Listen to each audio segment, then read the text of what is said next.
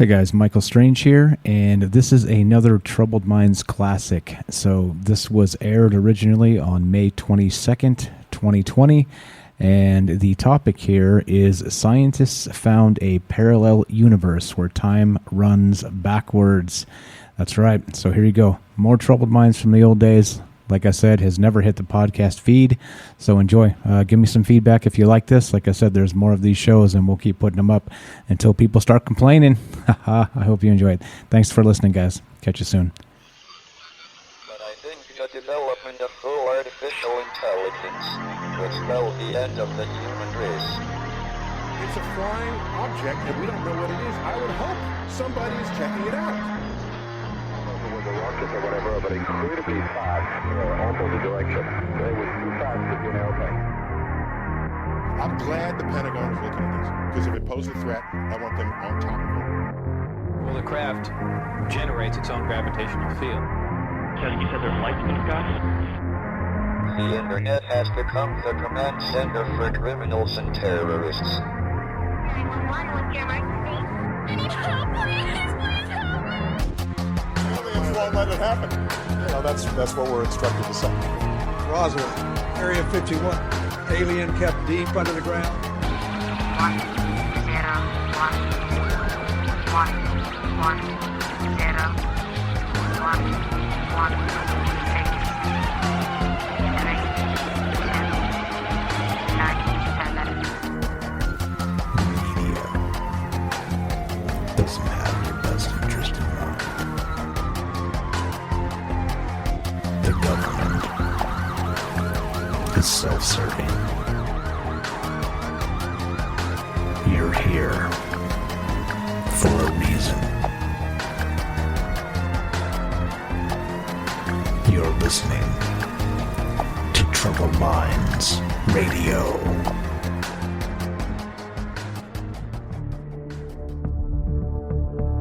Broadcasting live from a secret bunker just off the extraterrestrial highway.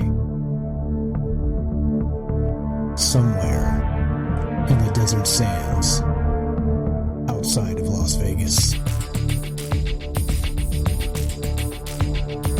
From somewhere in space-time, loosely labeled Generation X on planet Earth.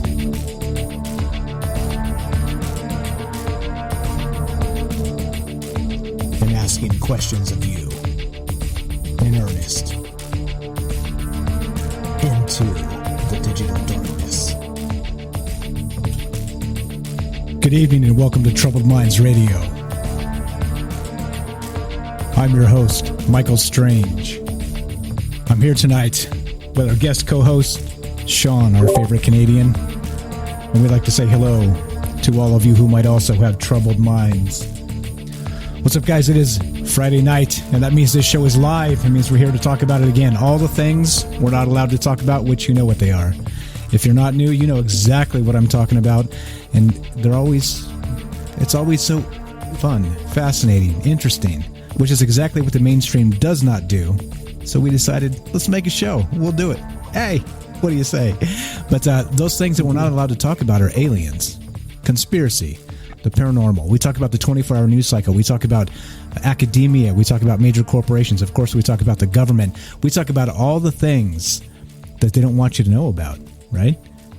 And why don't they want you to know about it? Because they're in the mind-washing, mind-wiping, brainwashing. I don't even know what the hell I'm saying. They're in the brainwashing business. Yeah, and we're not. We're in the think for yourself business. So that's what we do here. That's what this show's all about. And again, I'm here with Sean, our favorite Canadian. And anything to add to that before we move on and get into the topics and some shout-outs tonight? How you doing, Sean? Not too bad, Mike. I'm doing pretty good. Things are, getting more stable up here. And, I don't think that the government or the media likes using Tide.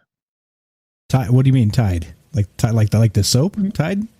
Yeah, using Tide to wash people's minds instead. They just give me crap. Oh, I got you. I got you. Mind wiping, my brain blasting. Whatever the hell I'm trying to say. It doesn't matter, right? I think that's the beauty of language a little bit, is that you can kind of make up words now and then. You can kind of put things together that don't really make sense and try and make a narrative, right? I mean, that's what the media does. That's what they try and do to us. So I think we're allowed. We're allowed to maybe go off the rails from time to time. So that's what we do. Anyway, so aliens, conspiracy, paranormal, and that's what we do. That's what we do. Sean's here with us tonight, and we're going to talk about some interesting stuff. We've actually got some pretty good stuff on deck tonight. So if you're new to this entire dealio, let me explain. Let me back up. Let me explain. It's important to explain. This show's live. It's Friday night. It is May. Was it 2021? Second. The day. 22nd. Thank you. May 22nd. Yeah. So if you're listening and it's Friday night, this is a live show. So if you want to be part of the show, just dial this phone number, 702-957-1037. That's a Las Vegas area code. If you're international or don't like long distance or can't do long distance, you can also join the Discord. It's a free chat client. It's a voice client as well. And you can find the download and the server invite on troubledminds.org. So the phone number and the Discord link are both on troubledminds.org. That's the official website. And one more time, 702-957-1037. We don't screen calls. We talk about whatever, like this. Like I said, I always dreamed of making a show like this and kind of making it the people's show. Like I said, you guys are always welcome to be on the show for whatever you want to talk about. If you want to be on for a big chunk of the show, the whole show, just one segment, you have information you want to get out, whatever. The invite is always there. So I just want to make that clear. Sean sent me a message early this morning, was like, what's up? What are we doing today? And so we did something. It's as simple as that, right? Like this is not have a UFO blog. Like I said, you don't have to be Linda Moulton Howe to be on this show. We get together and we talk about things, and we're just everyday people. So that's what it's all about. One more time. And we are streaming on all kinds of things. We're streaming on YouTube and Facebook, and we're streaming on Twitter through Periscope. We're streaming on DLive, streaming on Twitch. You name it, right? And reading chat in most of those places. So if you want to chat during, we encourage you to chat and join the discussion. But if you have to be on the show, sometimes we can't read all the chat. So just call the phone number one more time, 702-957-1037. I'm going to read it fast from here on out because you guys know where to find it, troubleminds.org. And you can click the Discord link, and that's also on the website there as well. Whew, that's a mouthful. I'm going to drink some beer. Anything to add to that, Sean, as we keep on rolling? No, I actually just wanted to let people say that, or I wanted to say, with everyone that's out there that's listening, that phones in, that comes in through Discord, you all have actually really good information. And, it's nice to pool everything together and then, kind of sift through it and see where the commonalities are. Just because one person may have good information, it may be on a tangent, it doesn't mean that someone else out there is, doesn't have the same kind of tangent, but maybe they have more information than you do. So that's why we're here. We like to share our information, pool everything together, sort it all out, and, see what makes sense. And if we go off on a tangent, we go off on a tangent. Exactly. We definitely have time for you. So that's the thing, right? We tons of the information we prepare ends up on the cutting room floor anyway. So if we have to chop a little more out because you got something to say, we're here for that. So definitely. Okay. So before I forget, we're going to do shout out. So if you want to shout out, just type in the chat where you're listening from. Just your first name's fine. And, or I'll read your user handle or whatever. But then just your city or your country, whatever. Like, I don't want your address. Just, like say Mike from Las Vegas. And I'll shout you out. Type in the chat. We'll shout you out in just a sec. But before I forget, I got a couple birthdays again, right? So this is what happens when you're a Facebook friend of mine. You got.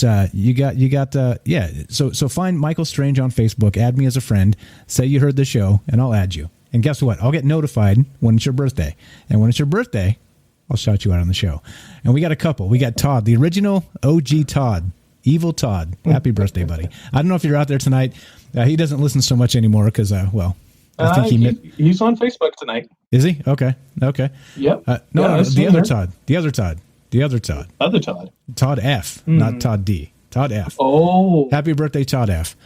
So there's one. And I think, I'm not sure if Gregory's here tonight as well, but happy birthday to Gregory as well within the last couple 3 days. So we can't get them all at the same time, but belated if I missed you, but there we go. If you want a birthday shout out in the future here, just add me on Facebook, Michael Strange. And I'm sure if you search for Michael Strange radio host, you'll get me.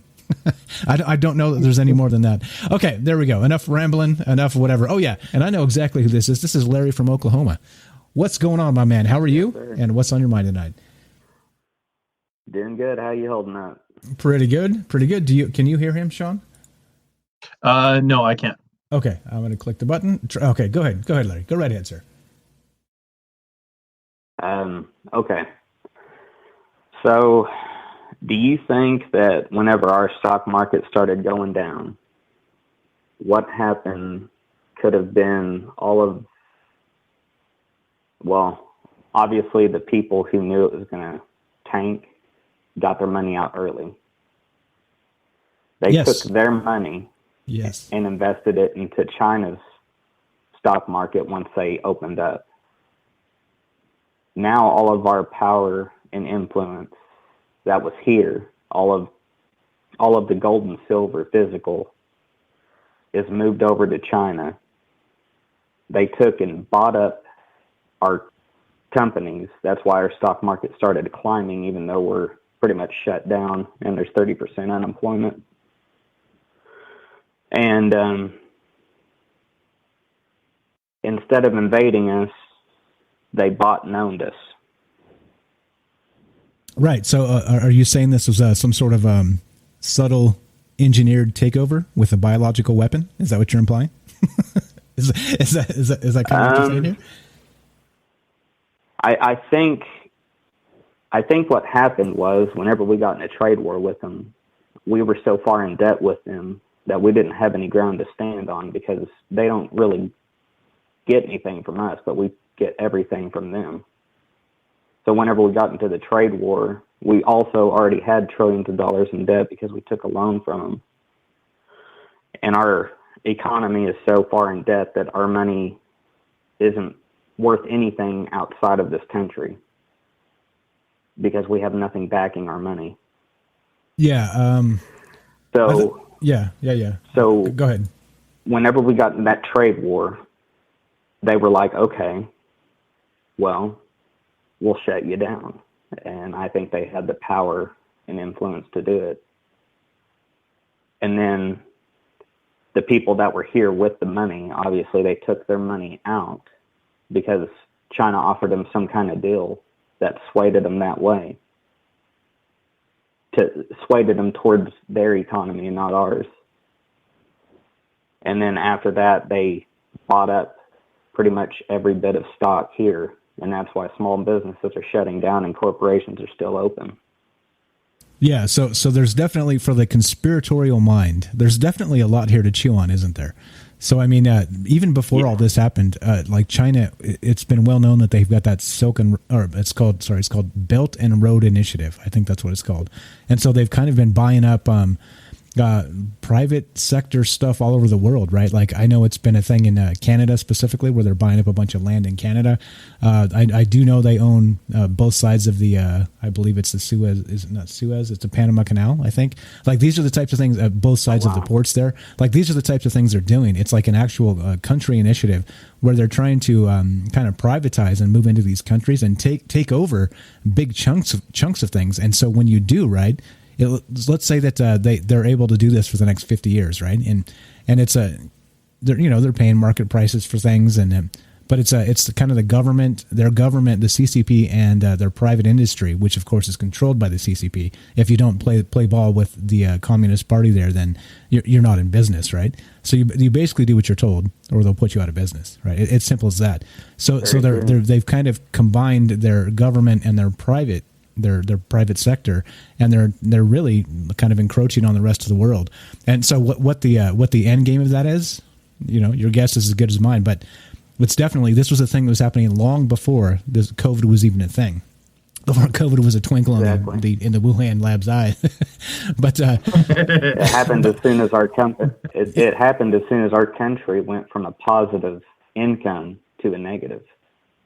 Yeah, so again, that was like the I said, day it happened. Yeah, lots of timing here, lots of weird timing, and again, right? So like, I don't know, like we could make a case about destroying the middle class with with the rest of this stuff, I mean, we can make a case for the biological warfare. I don't know. Like it's kind of been, we've talked about all this a lot, but I think the layers you're kind of sticking to this, maybe, right? So I guess the question I would ask is if this is a situation, and do you think it was engineered then, or do you think this was like an accident that they're taking advantage of, right? Because there's always both angles. Because, like what's his name, Saul Alinsky, he said, right, attributed to Hillary Clinton mostly, but she didn't say it initially. She read it in a book, but never let a crisis go to waste, right? So do you think that maybe the timing was fortuitous for China, and they were kind of in the middle of a trade war, and they took advantage of it? I don't know. Like, again, I guess it depends, right? It depends on what you believe. I think that they had enough influence in our government to where they just took the people that are actually pretty much double agents and told them, I don't, to force the narrative of a disease to lock down the country until, because like when they keep on pushing back the dates, the reason why they're not doing large swaths of time is it's a wolf sneaking up in sheep's clothing to the herd. And each step is the date pushed back until that wolf is right up on the pack, and then they uncloak it, and then it's too late. Yeah, exactly. That's that like a Admiral Akbar in Star Wars. It's a trap, right? It's a trap. It's too late. You're already there. You're stuck. Yeah. So yeah, I mean, So maybe, yeah. Again, like I said, I don't like as to the motive or as to the actual like thing that triggered this. Was it an accident that started it? I would think that. Just think of it in terms of this. Let's give the mainstream narrative a little bit of credence here and say that, all right, this was an accident. It was from a wet market in China. Is it conceivable that China would, after they realized what was happening and the cat was out of the bag, would they take some some steps to kind of position themselves better based on the crisis? I think that's definitely the case. I think the motive comes into play, and then whether it was engineered and all this other stuff. Like, again, there's tons of information that really talks about both angles of this, and like I said, you're putting layers on here that I don't know, man. I don't know, like beyond speculation for me. I just don't know. It's one of those situations where you kind of got to shrug and go, well. Maybe let's say maybe. This is one thing before I leave. But, well, I'd actually like to throw something in here with the Chinese companies and stuff like that, and China itself. We're actually buying up oil derricks and stuff like that here in Canada, and making it more under their kind of rule. Yeah.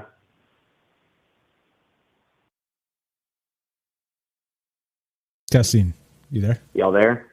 Yeah, I'm still here. Okay. Yeah, go ahead. We thought you disconnected. All right. So so they're doing what I said. They're doing pretty much what I said. That Belt and Road Initiative, right? So they're buying the hell out of things up there. So I mean, so again, do you think it's from the Canadian perspective? Do you think it's an accident, or do you think that they're just maybe this was engineered and this was planned all along? What's your take on that? I think that whenever they I think in the respect of it being engineered and stuff like that, I can see it because of the fact that we have so many natural resources and minerals that they're just buying it up on like dimes on the dozen. Okay, and I've heard this before. With it, like I said, I know it because I know plenty of Canadians, and I've been told that the media up there doesn't report it either. Like they turn the blind eye because China's paying premium prices for these places, so they're just gobbling up the Chinese money. So yeah. Anyway. Well, and it also kind of comes back to that little video that I once watched where China had total control over the U.S. and they bought everything at such cheap prices, and therefore they took over and enforced their policies. Exactly. Yeah, go ahead, Larry. Exactly. Sorry, man. I've been talking too much. Go ahead. This is your call. Go for it. When when they tanked our economy, they didn't have to buy our businesses and stuff at top dollar. When they tanked it, they could buy it at a surplus. And yeah, they've been making incremental steps of pretty much taking this entire continent. I mean, they don't want just North America. They don't want just the United States. They want it all. Yeah. And I mean, they've taken the appropriate steps, and we're sneaky enough about it. At least we didn't know about it, but maybe our leaders did. Yeah, they get intelligence briefings constantly. If they didn't, they're stupid. Yeah. Exactly.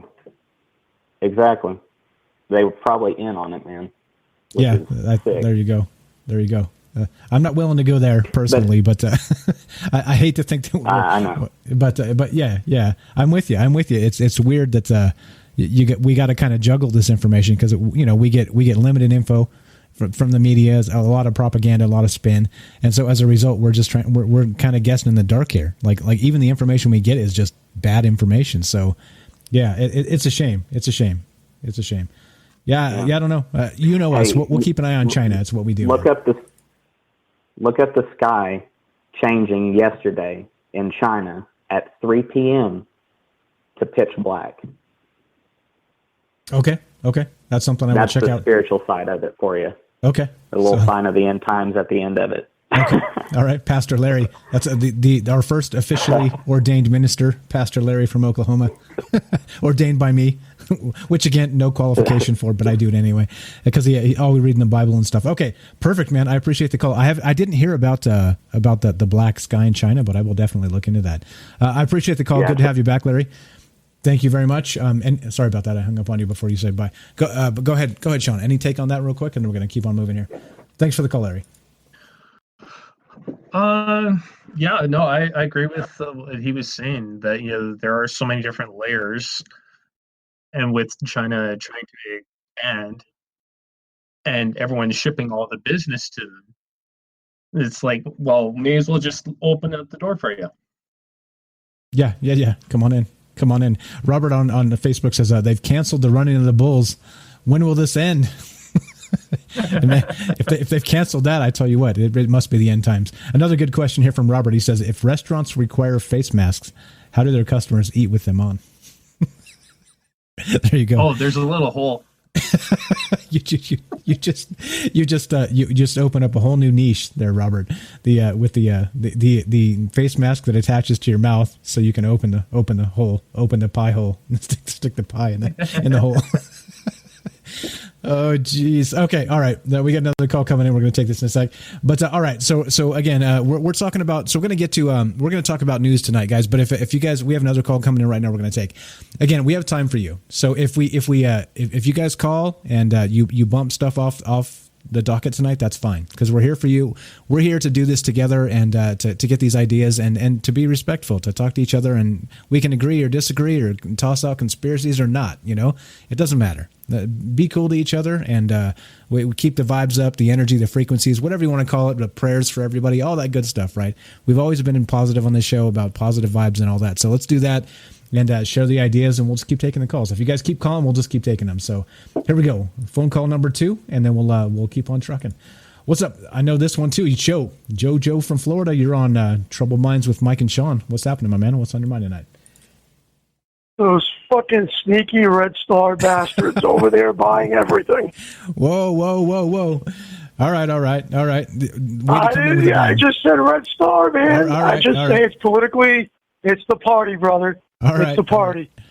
All right. But the previous caller has a good point.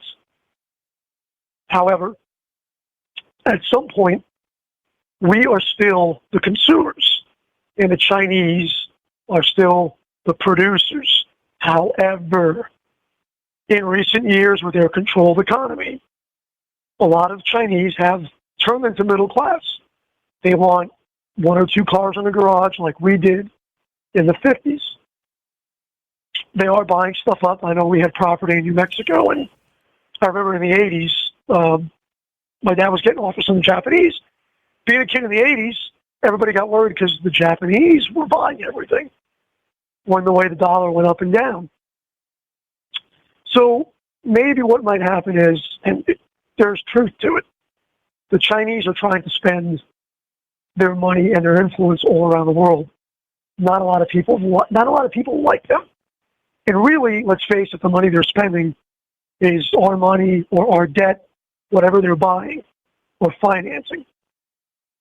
But I don't think they're putting factories up anywhere, unless they're putting them up in Africa, so they can become the consumers and the Africans can become the producers. You know, again, you go back to that little book, the Communist Manifesto. For all that to work, for better or for worse, every worker in the world has to get pissed off at their party or at their government. Is that happening now? There is a lot of unrest. To an extent, maybe yes. We could say that there's truth to that. What do I maybe see happening if our money tanked? I might see that the Russians and the Chinese, or just the Chinese, make their own money. Case in point, or an example of that would be the euro. We've had that happen. The European bloc or the euro. Granted, England is trying to pull out. But maybe the Chinese get a bunch of member nations that maybe aren't tied to the Federal Reserve or any banks, whether you want to believe in that Rothschild banking theory or the creature from Jekyll Island or any of that, but maybe there ends up being trading blocks of money. And maybe we do have a hard time getting goods from the Chinese because they're going to find other countries that are going to cycle their money back and they're going to be able to sell to them. When it comes to national assets in this country, you know, and we could get into worker co-ops and socialism, and you got our Canadian friend there. Maybe he could give us an eye on that, but in the end, Wall Street has no loyalty. And when we can be the largest oil producers amongst ourselves in our own continent, why the fuck do we let private companies sell it abroad? And then why do we let the Russians and the Saudis have an oil war and tank our jobs in North Dakota? Wait. Why do we let that happen? I'm gonna have to just pump the brakes real quick because you could continue that. Why you could do that for 5 hours straight. I'm just saying. Oh, you could. Yeah. But I don't know. I think that's the thing, right? Like everything's so intertwined and complicated at this point. It's there's definitely a source. This happened at a particular point for a particular time, but there's like 10 million things going on at the same time. And I mean, I don't know, man. Like, you know me, we're here asking questions. I don't have answers, but it bothers me. It definitely bothers me enough to make a radio show. How about that? It definitely. Well, you know, and here's a couple of quick examples. You know, this is going to go back to crazy conspiracy theory. They were spending money in Arecibo in Puerto Rico, and fucking tornado goes right through there, right? Cuba, you know, when they opened up Cuba, and it was on this very show. When you had those mysterious signals that were causing pain to the diplomats, that probably wasn't the Russians. It was the fucking Chinese, because they're all over. They're in Central America. They're here, they're there. Where we cannot be, and let's face it, where our sphere of influence cannot afford to be anymore. The keyword's being afford, okay? They are coming in. And there's starting to be uprisings on the island of Hong Kong, again. Let's see if that's going to flare up. The Spratly Islands. They're starting to land fighter jets there. I'm eyeing that. I'm like, you know what? You get a couple of Moabs, drop it on that island and take it out. But that's neither here nor there. We have to hope that everybody steps away. Before I leave you guys, by the way, how do we feel about, as a country, having 70-year-olds run for leadership? How do we feel about that? How do we feel about the current guy being over 70 and the other asshole being 77? How the fuck do we feel about that? How would we feel about them driving a fucking car right now on the interstate? I mean, if you can't even feel comfortable with that, would you really feel comfortable with those asshats steering the country? Look what we've gotten. And any one of us here listening to this show could do a better job. Good night. I got to give you, Joe. Always saying the things I'm thinking. You're the man. Joe from Florida. Thank you. Stay safe. Bye. God bless. Prayers, frequencies, vibrations, man. Thanks for the call. You're the best. That's Joe from Florida, our resident funeral director. So again, part of the invisible process that happens. People pass away, and you think they just disappear? Nope. There's people doing that too. That's Joe out there in Florida. So stay safe, my man. I know you're kind of on the front lines with this this pandemic and all the rest of that. Okay, so I know you heard some of that, Sean. So you're not hearing them on the phone now? I thought maybe I fixed it. No. Okay. You got a take on that while we're waiting to move on to the next thing here? With the two guys being over 70. Sure. Wanted to run the country. Let's take that. I think that's a bad idea. They've already got one foot in the grave. So why are we giving them the keys to the kingdom just to screw things up? And then they die, and then we're left going, what the hell? Yeah, and not only that, I think that it seems arbitrary and unnecessary to make an age limit, for running for office. But at some point, like, you look at Congress and you're like, oh, yep, 77, 81, 78, 83, 85. Like, wow, this guy's been in politics longer than I've been alive. Sorry, go ahead. It has to do with the whole Illuminati and virgin blood and keeping them alive and everything else like that. Well, I'll believe that when they're like 150. I'm not going to believe that till I see like people have been in Congress since 1910. If that's the case, then okay. But you know what I mean? 88. I can buy 77 or 80. I can't buy 150. So. Well, that's where they moved from the Senate to the deep state. Oh, right. Yeah, exactly. So you just become an unelected official. I guess that's the whole point, right? So once you're an elected official, you just do your time, do what you're supposed to do, and then you take the payoffs afterward. So exactly. Live on easy street. Yeah. Okay. I mean, I think Joe had a great point, and I think probably everybody's on board with that. That at some point you don't trust these people driving cars. They shouldn't have the nuclear codes, guys, because they're going to forget them when it matters the most. Oh, especially Biden. He looks like he's going through Alzheimer's. We don't pick sides here. We don't pick sides here. I'm not picking sides. Okay. I guess the truth is the truth. Okay. All right. Fair enough. Exactly. Fair enough. Well, Trump probably can't tie his shoes, so we're probably there. We'll even it out. Yeah, we'll even it out.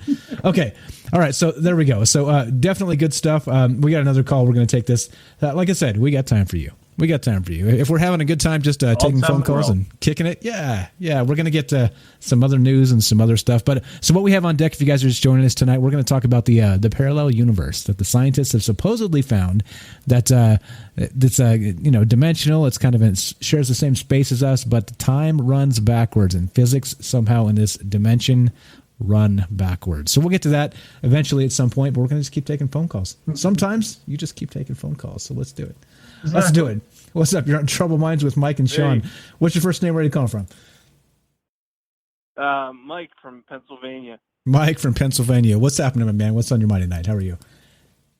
Not much. I was just hearing some other callers talk about, deep state stuff and, COVID. And I hear a lot of people on the internet, they get upset at different parties. I hear a lot about QAnon. I mean, that's probably what I hear the most of. I got a working theory, and I'm sure a lot of people have a working theory that whole QAnon thing is a total deep state limited hangout that's just been around, and it works so well. I mean, am I the only one who doesn't see that? No, I don't think so. It's not to say there aren't lies. No, it's like to me, my take. If you want my take, it's frightening. It's some of the things these people say. Again, completely uncorroborated. We have anonymous sources, which is my biggest red flag ever. If you have anonymous sources, you should really be questioning what the hell's going on, right? Because think about it this way. And I'm not saying that QAnon's CIA, but if the CIA were to do some sort of psyop or information op like this, wouldn't they run it through like a quote anonymous source type of thing? I mean, it would be like Playbook 101 if they were trying to like disinformation type stuff, I mean, we haven't talked about it. I know there's a lot of people that are really into QAnon, so I try real hard not to shit on it. But and I waited afoul of them on Twitter, and they shit on me, right? Because I said, wait, do you guys really believe this? And then bam, they came down. But anyway, go ahead. Sorry, you tell me what you think. You called. Well, I mean, to say something is a limited hangout, I don't think is necessarily a bad thing. You know, I'm not saying QAnon doesn't get stuff right. I'll even tell you, I was on the QAnon bandwagon for a while, and I believed, you know, a few of the things because there is some convincing truth in there. And I think, as Rick Doty had said once, you know, some of this intel stuff they put out, 80% lies, 20% truth. So I think, you know, people see the truth in it and they hold on to it, just like the UFO community. You know, we get the same bullshit. If you look at the QAnon community and the UFO community, there's a lot of crossover. But it's the same boilerplate strategy of 80% BS, 20% true. And that's how, and what is the deep state too is another thing. I mean, just because we talk about the CIA, you know, I think this whole system has gotten to a point where it's not the deep state is corporate interests. The CIA runs a front, but they can't touch what's under the hood. You know what I mean? They just have to function the way they function. And the wall has been built up so high they can't get over. No one can see it. No one can really get a good look at what the deep state is over the wall they've built up in front of the front that is the federal government. Yeah, no, agreed. And so and not only that, we can't even, like, if you tried to, like, even take, like, FOIA documents, for example, and trying to dissect exactly who is what you would term the deep state, it's probably so fragmented at this point, so huge, like larger than I don't know, like the most grotesque Leviathan bureaucracy you would ever imagine. Imagine the power plays that go on. Imagine like the nepotism. Imagine like there's an unbelievable amount of things that are probably happening behind all the curtains. And there's a million curtains we're talking about here, not just a few. There's not one Wizard of Oz. There's like a million. And this is the deep state. So literally trying to figure out who they are, what they're doing, and when and where and why. For people like us that don't have inside information, it's a fool's errand at best. There's just no way. It's impossible. And so we're still paying taxes into this crew. We're still supposedly, as Americans or, worldwide citizens, even if you're not from here, we're still paying taxes into this system. And they don't tell us anything. Again, it pisses me off. Again, transparency. Like that's one of my my big buttons, big hot buttons. It enrages me. But yeah, sorry. Go ahead. I'm talking too much. Don't mess with the transparency button. Yeah, go ahead, Sean. Can you hear him? Can you hear him there, Mike? No, I can't hear. I can't hear him through Discord, but I've been listening through YouTube. Okay, gotcha. Sorry about that. My audio is not perfect. No, it's all good. Okay. I agree with the 80% BS and then 20% truth, because that's what they want people to latch onto. They want them to have that false hope and just keep the machine going, right? But also with this deep state, there's always the great grand poobahs. Yeah, definitely. Trying to get to them is damn near impossible. Yeah, absolutely. Go ahead, Mike. Like I said, your call. Go ahead, my man. Well, yeah, and I think so. Is the deep state really this big, multifaceted conglomerate, or is it? It's just, I think, a bunch of smart people who knew that had predecessors who put the pieces in the right places to make sure that whoever stepped into their shoes next could run this seamlessly. And I think Catherine Austin Fitz had a great theory that they've been skimming off the federal budget for years. They operate a pretty tight ship. That's what I think. I think this is a pretty conservative operation rather than a pretty expansive one. And I think that's just personnel-wise. I think they are flush with cash, but they've been skimming it off the federal budget. And they put it in these offshore accounts, and I'm sure they accrue ridiculous interest, and that's what they operate off of. I think it's like, I don't know, is it Sun Tzu says, make yourself bigger than you are? I think they want to give you this illusion that they're everywhere at once. But I think they probably hone in on a core focus of few things. Yeah, that makes sense to me. Yeah, So Sun Tzu. I'm a hop off, guys. I'll take okay. the rest off the air. I appreciate the call. Thanks, Mike. Mike from Pennsylvania, you're the best. Thanks for the call. Okay. Sun Tzu said, "When you are weak, appear strong, and when you're strong, appear weak." So yeah, definitely. That you're speaking my language there. So no, okay. But so you think so what Mike was saying there is that that there's few people in control of this, but it's a well regimented organization that it's been around for a very long time, like the old guard, I guess, is what we'd say here. So, I mean, yeah, like I said, us trying to figure it out who these players are, like it's literally like that council on the X-Files, right, where you get that group of people sitting around in that dark room with the expensive furniture and smoking expensive cigars, drinking whiskey, right? It's like that, right?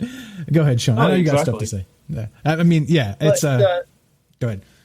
Yeah, no, it's just one of those things where you think that you have the one poobah, but it actually ends up being somebody else who seems like a clerk. Yeah, like not. It's certainly not an elected official. That's for sure. I mean, not that they're any better, but we're probably better off with like the X-Files guy, the smoking man, running the joint. Okay. At least they're honest about being dishonest. Yeah, exactly. Okay. Anyway, so there we go. I appreciate the calls, guys. Tons of good information. And like I said, we do this live for that reason. We want to hear what you have to think. And 702-957-1037 Las Vegas area code. You can click the Discord link, troubleminds.org. You can find both the phone number and the Discord. And there we go. All right. So I had a nice little sub narrative set up that was kind of a little bit political. So we did some of that. So we'll just skip that. We'll just skip that entirely. I was going to talk about politics. Yeah. I mean, it's a little bit heavy with that already. But it is what it is, right? Like you can't, even if you're talking about UFOs, right? You have to talk about politics because it's intertwined. You have to, right? If you want to talk about conspiracy, you have to talk about politics because it's intertwined. Like they're attached at the hip. So again, forgive us for a little bit of that, guys. It's okay. We're going to get past it. Don't worry. We're going to get to the good shit tonight. Trust us. Chew along. Exactly. For the folks that know and hang around for the whole show, we eventually get to the really, really good shit, which is the scratch your head and wonder, what am I doing here? What the hell? Exactly. If you're here in the last 10 minutes of the third hour, you know exactly what I mean. Okay. So all right, so let's do a little bit of regular news then, and then we'll jump into the topic tonight. So again, the topic, a couple more shout outs real quick. We got Bindi, thanks for showing up. We got Penny on YouTube, thanks for being here. We got Hated of All Nations, thanks for coming tonight. We got Albert, Chicago Deep Dish Pizza, share please, share. Oh, you had me at pizza. All right, who else do we got? We got I think Larry's good. We got Jeff Ingram on Facebook. There you go. First names. We don't want to implicate anybody. Get him on the list. Sorry. Jeff on Facebook. Jeff. Thanks for showing up, Jeff. Okay, so all right, and then let's see, Kurt, we're good here. All right, there we go. Let's do some news real quick, and then we'll get to the topic at hand tonight, which is going to be that parallel universe, right? The scientists have said, and I say that term, the quote, the scientists, right? Unquote. We're going to get to that. We're going to talk about that. But so this group of scientists have said there's a parallel universe where time runs backwards and our laws of physics are reversed. Okay? So we're going to get to that. That's the topic tonight. Let's get to this upside down. The upside down and backwards. The literal upside down. The literal upside down. Let's play this video. So I got a video here that's oh shit, I had audio clips. Did I play these? Oh no, that's for later. Okay. I was like, damn, we skipped over my audio clips. Okay, no, we got this. So this is from a YouTube video. This is NASA discovers the parallel universe. And this is one of those crappy videos where they have like that robot voice. So forgive me. I couldn't find a good one because I couldn't find anybody talking about this particular article. That wasn't just like a rip of an article in like robot voice style. So anyway, forgive me. Here we go. Now, I'll read some of this after the fact too, so you guys don't have to put up with this crap constantly. Trust me. Here we go. So let's play this. NASA discovers parallel universe and where time runs backwards. Let's play this and see what's up. The National Aeronautics and Space Administration is an independent agency of the United States federal government. It is responsible for the civilian space program, as well as aeronautics and space research. On May 20, 2020, in a scientific discovery that may seem right out of sci-fi plot hole, NASA has detected evidence of a parallel universe in Antarctica where time moves backwards and the rules of physics are opposite to ours. Although the concept of a parallel universe has been there since the late 90s, with the existence of a multiverse being much debated, this is a new revelation. NASA scientists have reportedly discovered evidence of a parallel universe, where the rules of the standard model of physics do not apply, while carrying out an experiment in Antarctica. The researchers used NASA's Antarctic Impulsive Transient Antenna, ANITA, a radio detector that is mounted on a balloon, that can identify cosmic ray air showers in the cold, dry air above Antarctica, where there is little or no radio noise to distort its findings. Experts now believe these particles may be moving backwards in time that indicates there is a parallel universe just close to ours. But in this universe, the standard rules and laws of physics operate in reverse. The finding implies that these particles are actually traveling backward in time, suggesting evidence of a parallel universe. Principal ANITA investigator Peter Gorham suggested that the only way the particles could have behaved that way is if it changed into a different type of particle before passing through the Earth and then back again. Describing the odd phenomenon, he noted that his fellow researchers were skeptical about many of such impossible events. According to the scientists, what qualifies as the simplest explanation to this is the Big Bang that happened 13.8 billion years ago. That led to the formation of two universes, ours and one that, from our perspective, is running in reverse with time going backward. Let's wait to hear more from NASA. If you liked our video, please... Okay, or let's not wait to hear more from NASA. If you liked the video, I linked it, and you guys can watch it again and again and again and again. If you really liked it. If you really hate that robot voice, then don't. But I did link, and you guys can check it out. All right, so here we go. This is reported by... Now there's a source for this. Like... The funny part is it's weird how this stuff kind of happens, right? It's this comes out and like if you guys have been watching the news at all, like I watch the news as a part-time job here, and these things always have a source, right? Like there's always some sort of scientific paper that comes out, and then some member of the press gets a hold of it, and then half-ass represents it to get clicks and add clicks, and this is the world we live in. So there is a source here. Yeah, more clickbait. So there's a source here, okay? And so we've talked about this in the past, actually, that ANITA thing. So here we go. Before I'll read some of that as we go. I've got like 20 articles here that are all talking about this. The spotted. This is the source. New Scientist. We may have spotted a parallel universe going backwards in time. Okay. And now, New Scientist, notably, is a paywalled thing. So if you look down here, like you can read it, you get like one or two paragraphs. I've done this before and just kind of read the top, but then you end up stuck at a paywall, right? I'm not paying these guys for this. Sorry. If you want to be transparent, well... Why should you? Yeah, exactly. Why should I? If you want to be transparent, pick up the phone and you call me. And I'll put you on the phone. Exactly. I'm not going to charge you. Like you just call me. If you want the information out there, you put the information out there. But this is how academia works. 73% right now. Yeah, right. And this is how academia works. So newscientist.com, and so again, paywalled. Okay, and then so you can see the actual paper right here. I'm going to link this if you guys are, if anybody's brave enough to actually just smash the pay button and get in here and read it. This is the paper itself, okay? So you can't get it. You have to buy access to it. This is from sciencedirect.com, and this is the actual source, okay?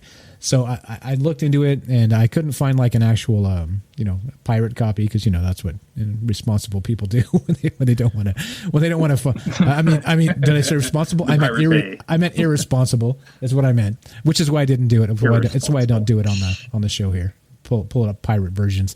But so there you go. There's the actual the source for this. Okay, so this is based in science. Now, let me read from the actual source here. This is newscientist.com, and here we go. Right off the paper, it says, at least the preamble to the paper. In the Antarctic, things happen at a glacial pace. Just ask Peter Gorham. For a month at a time, he and his colleagues would watch a giant balloon carrying a collection of antennas float high above the ice, scanning over 1 million square kilometers of the frozen landscape for evidence of high-energy particles arriving from space.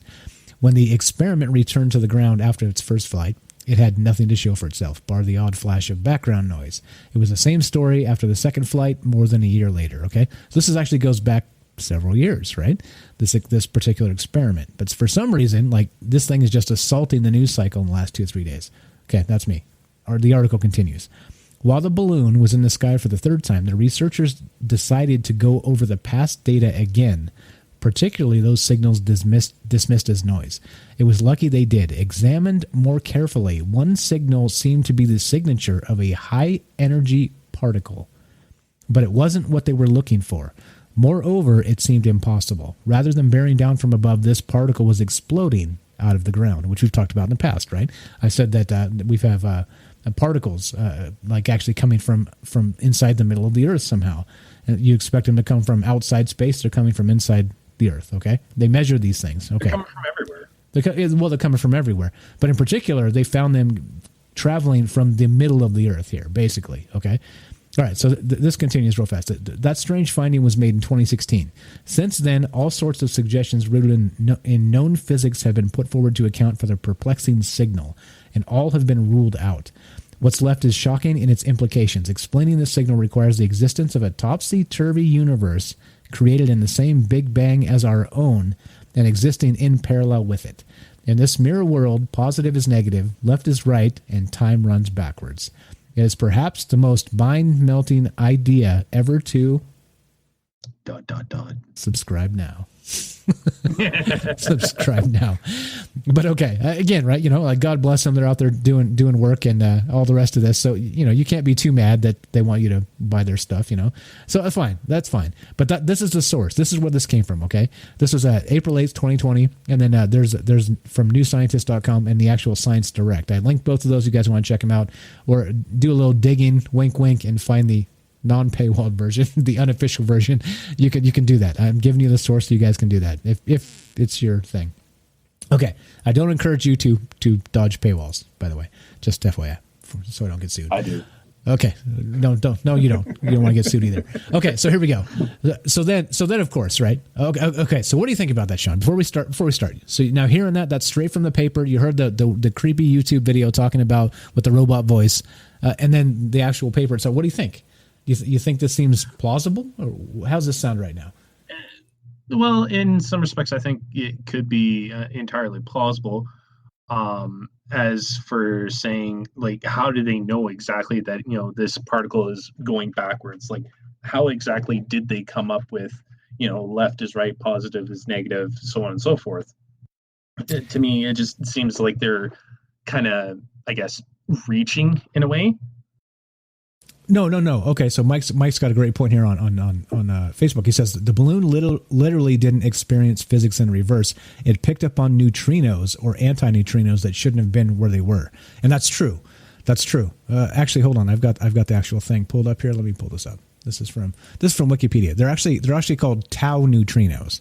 So the tau neutrino or tauon neutrino is a subatomic elementary particle which has the symbol V and no net electric charge. Together with the tau, it forms the third generation of leptons, hence the name tau neutrino. Duh! Come on, guys. Its existence was immediately implied after the tau particle was detected in a series of experiments between 1974 and 1977 by Martin Lewis Pearl with his colleagues at the SLAC-LBL group. The discovery of the tau neutrino was announced in July 2000 by the Donut Collaboration, which is direct observation of the new tau. So anyway, there we go. I'm linking this. That's from the Ministry of Truth, Wikipedia. So it's neutrinos, right? And so they find these things, and they're kind of not coming from where they expect them. So that's how they kind of decided there's something here, because they couldn't explain this through the standard model of physics, right? And so as a result, right? So then once it doesn't fit the standard models, you start thinking of non-standard models. And this is kind of where this came from, okay? Like I said, I linked the original sources, but then here we go. Here's where we start. Now we go to the Daily Mail. Yeah, baby. Well, now I just learned a little bit more today. No, there we go. So okay, here's the thing. So all those chicks on the screen I have to undo my ad block, guys, so to get to the Daily Mail, so you'll forgive me. Sexy designer lingerie sales. Okay, anyway, there we go. You see all the chicks. That's how they get their subscribers. Exactly. That's how they get the subs. Okay, so here we go. This is from the Daily Mail, right? And this is not too long ago. This is like 3 days back. Let me see. This is actually May 19th, okay? What is that? How many days ago? That is 3.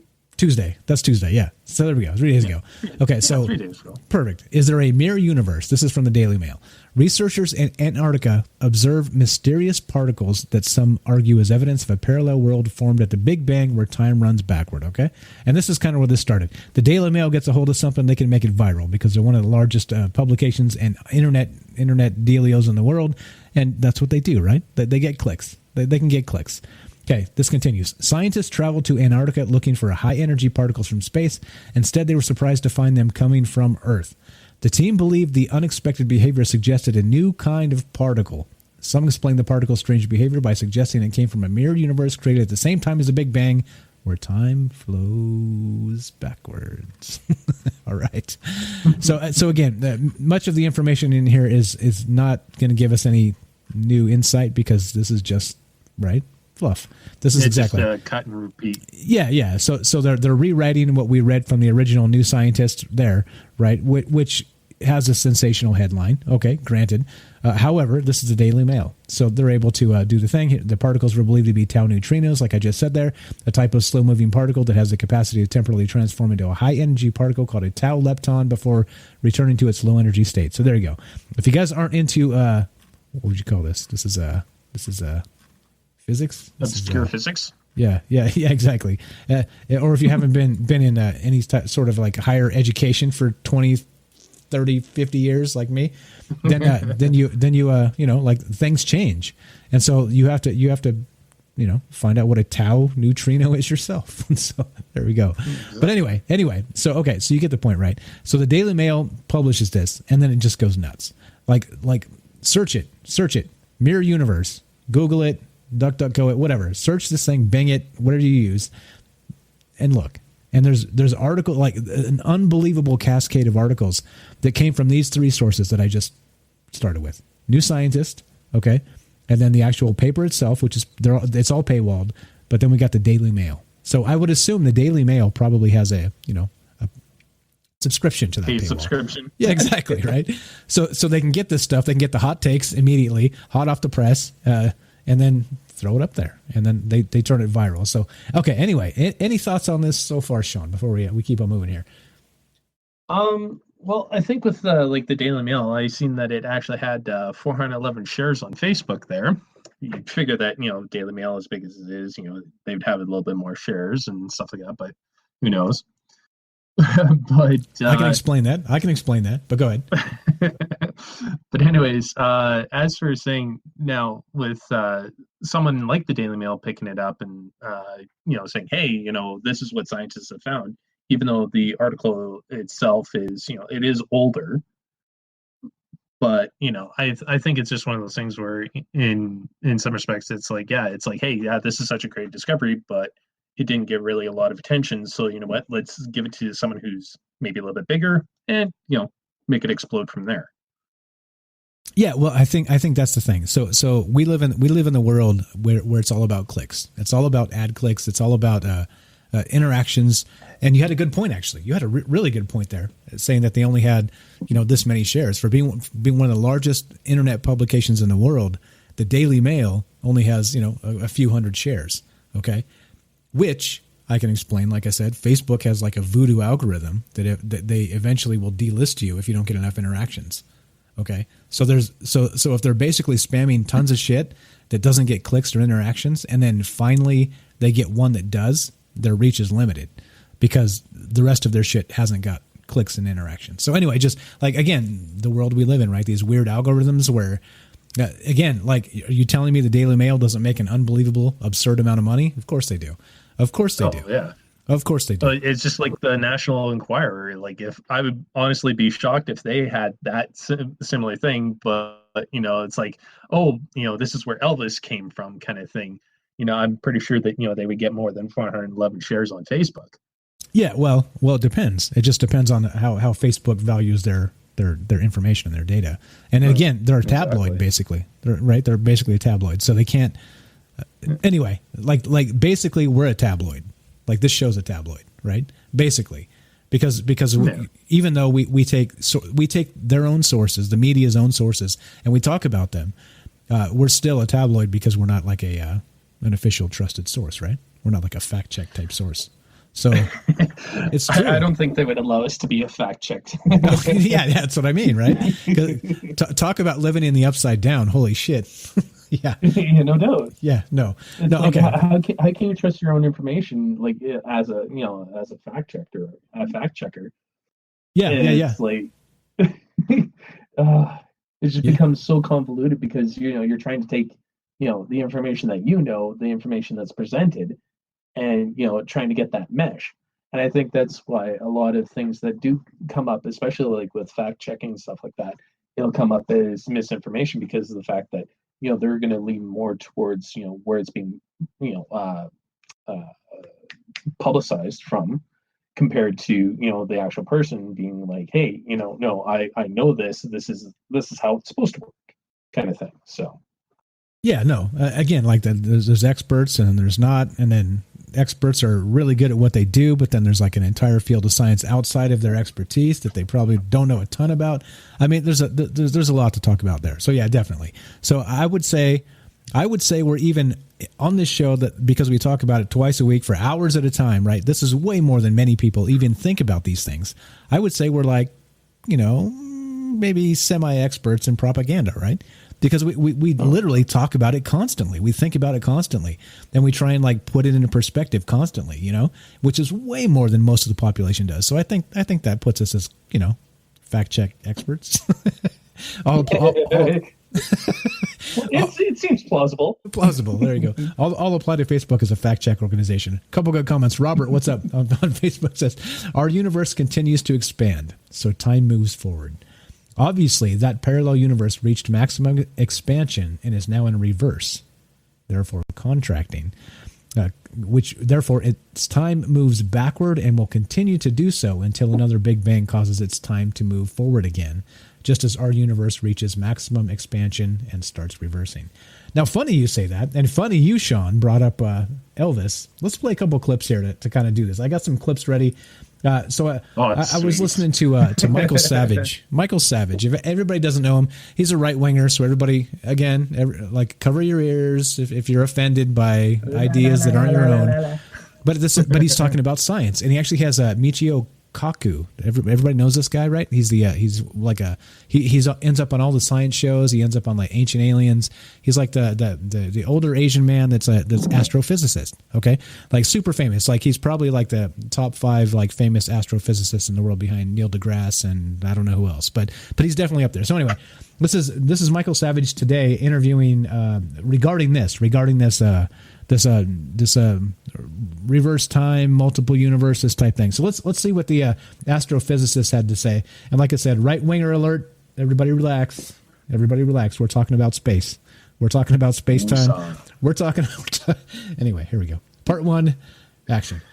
Is there any possibility there could be a parallel universe or universes, Doctor?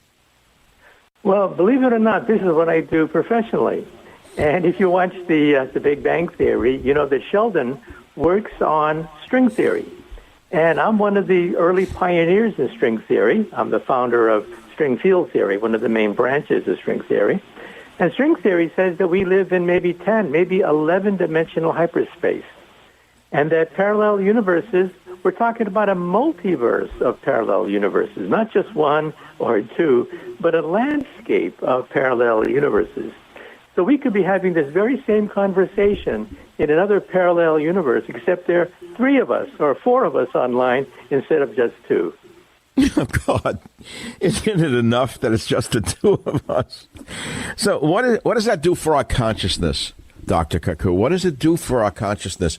Are we now to believe that we're living somewhere else at the same time? Well, you know, our senses tell us that we can go forward, backward, left, right, up, down, and 3 dimensions is all there is. Maybe a 4th if you include time. But we think that at the beginning of the universe, when the universe was created, the universe existed in perhaps 11-dimensional hyperspace, and that our universe is a bubble. A bubble is expanding. We live on the skin of the bubble, and that's called the Big Bang Theory. But the new theory says that there are other bubbles out there creating a bubble bath of universes called the multiverse. And yes, it means that universes could be formed even as we speak. Even as we speak, somewhere in the cosmos, a Big Bang has taken place, and a baby universe has just gotten off the ground. In fact, Stephen Hawking, my colleague, when he was alive, he talked about baby universes being born somewhere in the cosmos, so far away that we can't measure it directly. But that's what the theory says. The theory says there should be other universes out there. And at the electron level, at the subatomic level, electrons can be two places at the same time. Okay, there we go. We've talked about that, the double slit test. We've talked about not astrophysics. What is it? What is it? The tiniest level of physics. There's a name for that. Macrophysics? No. It's micro. Anyway, it'll come to me. But so there, basically, when a particle is at a very, very tiny, at neutrino level, you can't ever pin it down to a particular point. It's in several places at once. Okay, and with the observer effect, the double slit test, we talked about this in the past. It'll come to me, but it is this is an observed thing in science, and so like he was saying there, you can't even say that when you get down to the micro level, even smaller than that particles themselves react like they do in the macro world, right? So anyway, there we go. So there's one of the astrophysicists, the preeminent, most famous in the world, one of them anyway, and he's talking about this. And there we go. Any take on that, Sean? We're gonna play a couple more clips and then we'll move on here. I just like how he used the bubble bath explanation with Stephen Hawking there. I was like, wow, really? So, but yeah, no, with his take on the fact that there's different universes and stuff like that, it could very well be possible. It's just when it comes down to with your personal choice, right? It's you went left, but in one universe you actually went right, and another universe you went straight, and the other universe you went back. Right? There is that theory that is out there that every choice that you've made and the reality that you are experiencing now is based off of your own personal choice, but there's also the other choices that you've made and that have split off and branched off. Right, explaining time, every slice of time is still in existence somewhere. It's just not here, right? Bend your mind on that. But then every single decision, like you were just saying there, Sean, is that every single time a decision is made in any capacity whatsoever, there's an entire other reality where that decision went one way or the other, right? And we're just being binary, A and B. But what if there's A, B, C, D, E, F for every decision? Well, bigger than I can dream. Bigger than I can dream. William, what's up? William on Facebook says quantum physics. That's what I was looking for. Thank you. I appreciate that. Sometimes live show, you can't remember everything all the time. And let's see what else. Yeah, totally. Here we go. What else do we got? Let's see.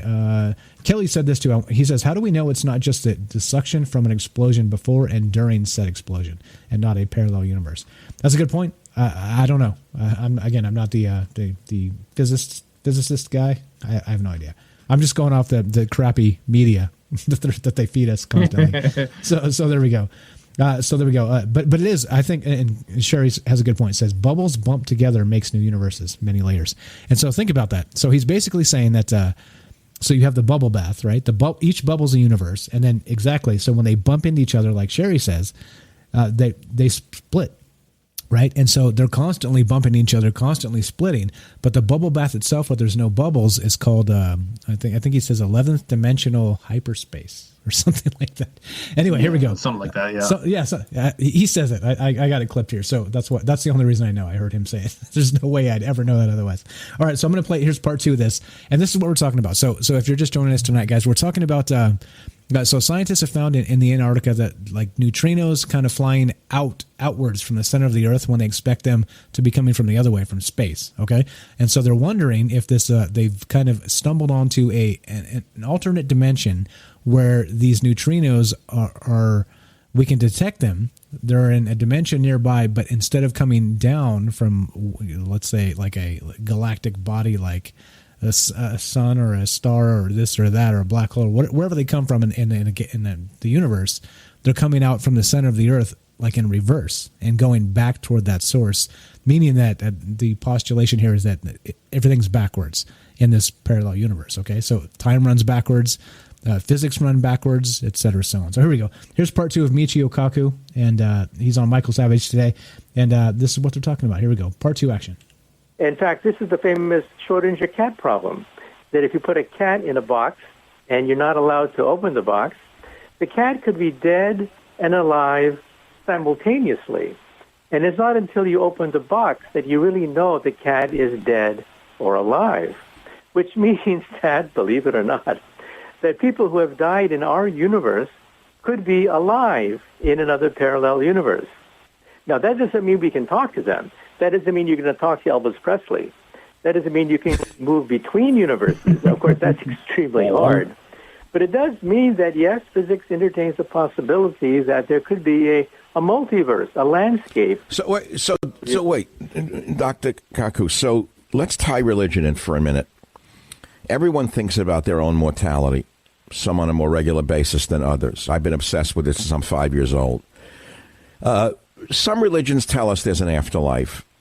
Would your theory tend to support the concept that there could be a so-called afterlife? Well, it supports the idea that in our universe, the universe that you can see and touch, that when you die, unfortunately, your atoms will decay and you will then drift into dust. As the Bible says, from dust to dust, ashes to ashes. But as you move, your body splits into parallel universes. These are called quantum universes.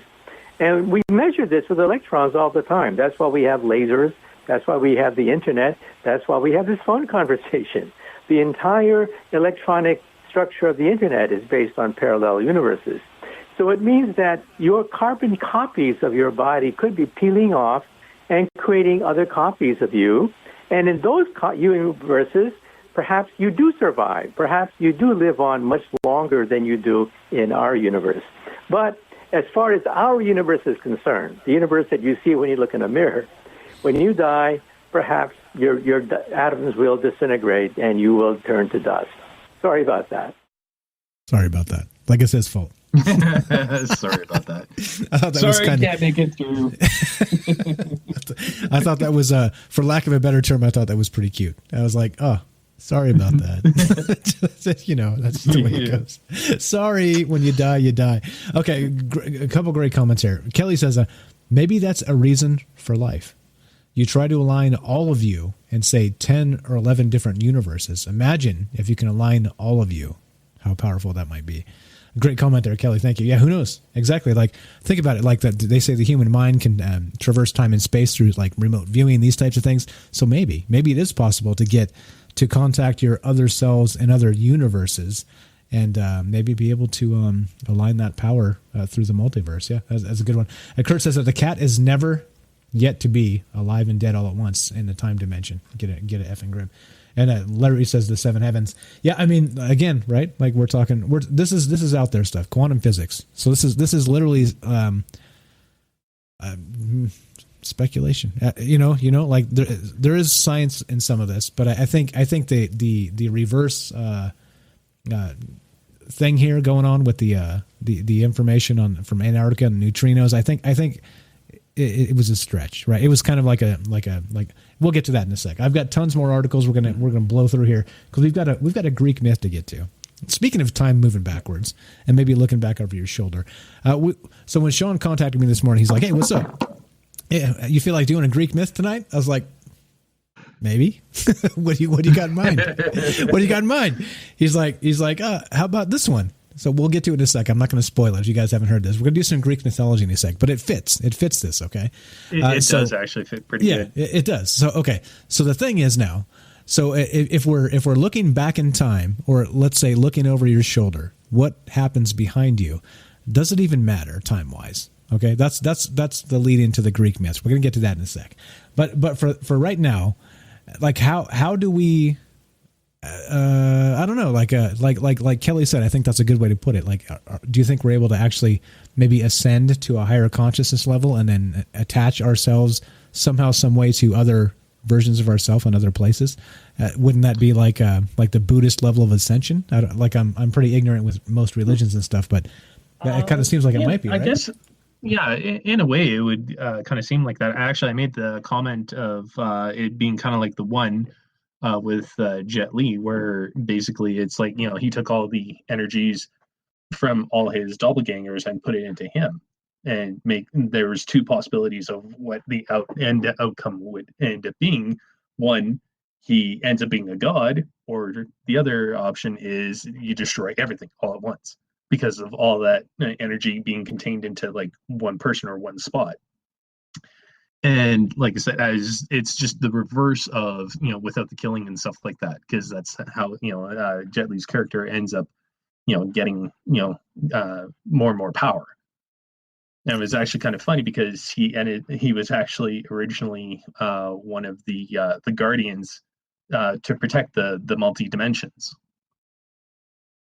Okay, I've never actually seen that movie, so does he? So spoil it for me. Spoiler alert, guys! If you haven't seen this movie, so does he become good, or does he become bad? Does he become God, or like the anti-God? I can't reveal that, Mike, because of the fact that you haven't watched it. But no, come on! I'm asking you to. I warned everybody else. I want you to know. I want you to know. All right, I want to know. I want to know. Spoiler alert! He actually does not become a god, and he does not destroy everything. He actually gets banished to a prison parallel universe where there's no escape from. Oh, okay. so it goes bad. So it goes bad. This is not a good thing.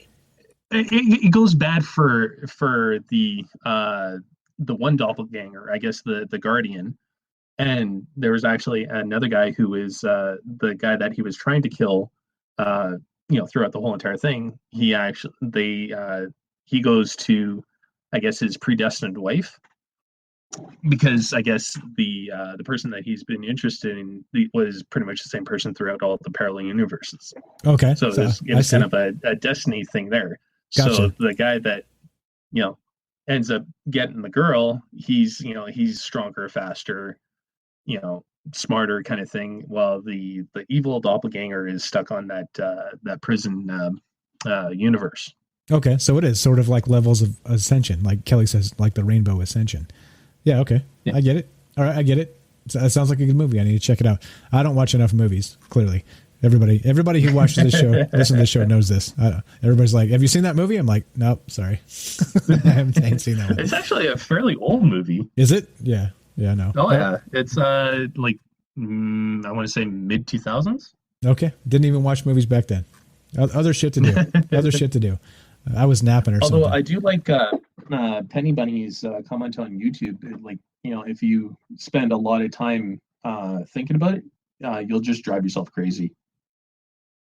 I think so. Yeah, like we got some other different tangents and stuff like that. Agreed. Right. So some other good comments here. So William says on Facebook, if our actions create a parallel universe where other possible actions take place, then each individual on this earth is creating parallel universes, and it could be endless possibilities. And I think that's the thing, right? So we're thinking in terms of, think of Michio Kaku, we said the bubble bath, right? So we're thinking in terms of, like a finite thing, the size of a bubble bath. But what if the only thing that's actually infinite is the bubble bath itself, and it's not the bubbles inside? Okay. And so Kurt adds, once again, if our universe is infinite, where is the time or space for another universe? And I think that's the thing. That's what I was getting at here, is that it is yet to be seen or proven that our universe is infinite, because there's been speculation that it may be in the circular motion, circular, like a globe, like a bubble, like explains in the bubble bath. So if you travel far enough in one direction, you end up on the other side, like you would on the other side of the world, right? So there's still speculation there. Like there's no the actual scientific, definite 150% proof that the universe is infinite. It's a postulation, is what it is. So yeah, there we go. Whew. Mouthful. But yeah, that's how I understand it. That's how I understand it. What's up, Elizabeth? Thanks for showing up. I've been listening to Clyde. Clyde's good, isn't he? Clyde Lewis is really good, guys. Clyde Lewis is really good. We got Dark Devious on YouTube. Hey, how's it going? What's up? Thanks for showing up, Dark. Thanks for being here. Okay. All right. Let's see. Who else do we got? All right. Okay. So there we go. So you get it, right? Okay. So now the point is, we're going to get to the Greek myth in a sec, but let me, I want to point out exactly what's going on here with this craziness. Okay. With this Antarctica business. Okay. So we go from the Daily Mail, then we go to MNN.com. And it's the same thing, right? Like this is what happens. Like the Daily Mail posts something, it gets traction, and then everybody else picks it up, right? It's kind of like when you put a podcast up on iTunes, like every other, like through their API, everybody else picks it up, and it's on Podcast Addicts, and it's on Google Play Music, right? You see what I'm saying? It's like kind of aggregators, right? Like it goes out one time, hits like these big guys' feeds like the Daily Mail, and then everybody else picks it up and writes these articles, right? Okay, now this one's good because it's kind of neutral, and they're talking about, not, hey, this is what happened. They're kind of talking about in between. So here we go. At MNN.com, that's a mouthful. Did scientists just find evidence of a parallel universe? We're not sure, but it's a fascinating theory to dig into. When they go and they talk about it, they talk about the possibilities, right? They talk about ANITA, ANITA, short for Antarctic Impulse Transient Antenna. It's a NASA sensor carried high into the cold air by a weather balloon to detect cosmic rays emanating from space or bouncing back off below the ice. Right, so it's good. It's a short article, but it's got some good information here. The phenomenon Gorham adds, which is the main scientist, could be an indication of some new type of physics, what we call beyond the standard model of physics. Okay, so that's really right there what we're talking about. That one comment that kind of spun this into everything else that we're reading. So I'm going to read the whole thing. He says, so Peter Gorham says, the physicist who led the research tells the University of Hawaii News, what we saw is something that looked just like a cosmic ray as seen in reflection off of ice sheet, but wasn't reflected. It was as if the cosmic ray had come out of the ice itself. A very strange thing. So we published a paper on that. We suggested that it was pretty strong tension with the standard model of physics. And he says, it could be an indication of some new type of physics, what we call beyond the standard model of physics, okay?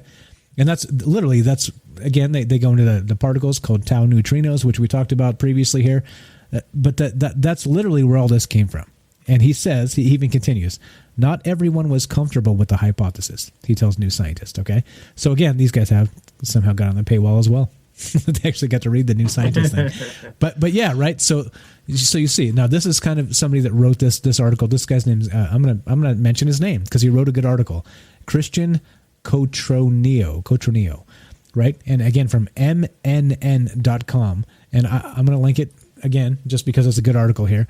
And you guys should read this. Like good journalism that isn't like selling out for one thing or the other is just, you got to be able to. Yeah, right. Exactly. So, I mean, yeah. Okay. There we go. Let me link it again. Yeah. And Kelly adds, all in all, these are all just theories. And you're right. You're completely right. Okay. Here we go. Now I'm going to spin through a bunch of this shit really fast. Okay. So we do have time. I'm not doing this fast because we're out of time. I'm doing this fast because I have like 20 freaking articles that say the same damn thing. And so I'm going to burn through these real fast and kind of let you guys just from the headlines realize what they're saying and what they're doing. And again, it's fake news. It's clickbait, right? It's BS. And it doesn't matter that it's based in science or not. It's what they say in the titles that kind of tells the whole story, right? Because they want you to click. And in many cases, I read through many of these articles, most of them. I didn't read all of them because I was just like rolling my eyes after like the 15th one. Like, okay, like these guys are saying the same shit over and over again. All right. Anyway, any hot takes there, buddy? Before we move on? It just seems like it's a wash, rinse, repeat, and just keep on doing it until you get all the clicks that you want to your site, and then after that, it's like, yeah, okay, we'll let the story die, and then we'll revive it. Maybe 2 years later when they got when the scientists come up with, oh, you know what, hey, that paper that we wrote and all that information, yeah, we weren't really right on that. So, well, that's how science works, though. You're supposed to take a guess, and then you're supposed to try and prove it, right? You're supposed to be like, okay, based on what I've seen, this is possible. Let's see if we can prove that. So what they're taking, and again, like every single thing, you guys, we've seen it with COVID, we've seen it with cancer treatments, we've seen it with everything. Like the media just takes shit and just runs like crazy with the football when like it's not even like a peer reviewed thing yet. Like you're just like, oh yeah, I know. It's just one of those things where, like I said, they'll just leave it alone for 2 years, and then if someone said, hey, we were actually able to get a little bit more proof on this, or what, hey, it was just bunk because our equipment malfunctioned or something like that. And I get it that you have to go through the research and everything else like this and double check your work, but it's like for something big like this, you'd figure that there would be more talk about it, but they don't want you to focus on that. They want you to focus in on stuff that would fill you with fear and the fear porn. It's not fair to the people. You can't always put people in a constant state of fear because let's say they do get things right and they actually are able to visibly see it or make it so that way it can be visibly seen. Then you're going to have people going, oh well, some tentacle like Cthulhu being is going to come through and enslave us all or something like that, and then the media will run with it. Which some people have said. Dr. David Jacobs, I'm talking to you out there. If you're listening, you're probably not listening. But yeah, some people have said that. Some people have said those things.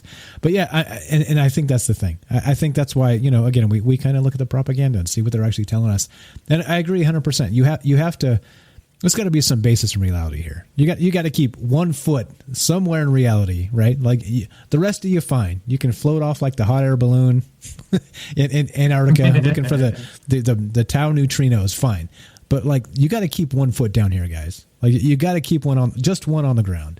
The rest you can float or fly to Mars or wherever you want to go. But come on. We got to keep one on the ground when we talk about this stuff. So I'm going to burn through a bunch of this, and we'll talk about it real quick. But again, we have time. There's time here. So if this is live, if you're listening on Friday night, what the hell day is it? May 22nd. Still in the apocalypse. What, lockdown day 75 or some shit like this? Yeah. So. Well, for some people, it's the 23rd. Yeah. Oh, that's true. That's true. Some of you East Coasters, it's the 23rd. We've clocked in the witching hour. But we're still up. We're still up, and we're still here for you. If you want to be on the show, you have comments on this stuff. What do you think about this parallel universe bit? What do you think about the way the media reports it? Do you think that it's important that it gets out? 1, 2, do you think that the media is irresponsible when it does get out? And 3, do you think us talking about it is worthwhile?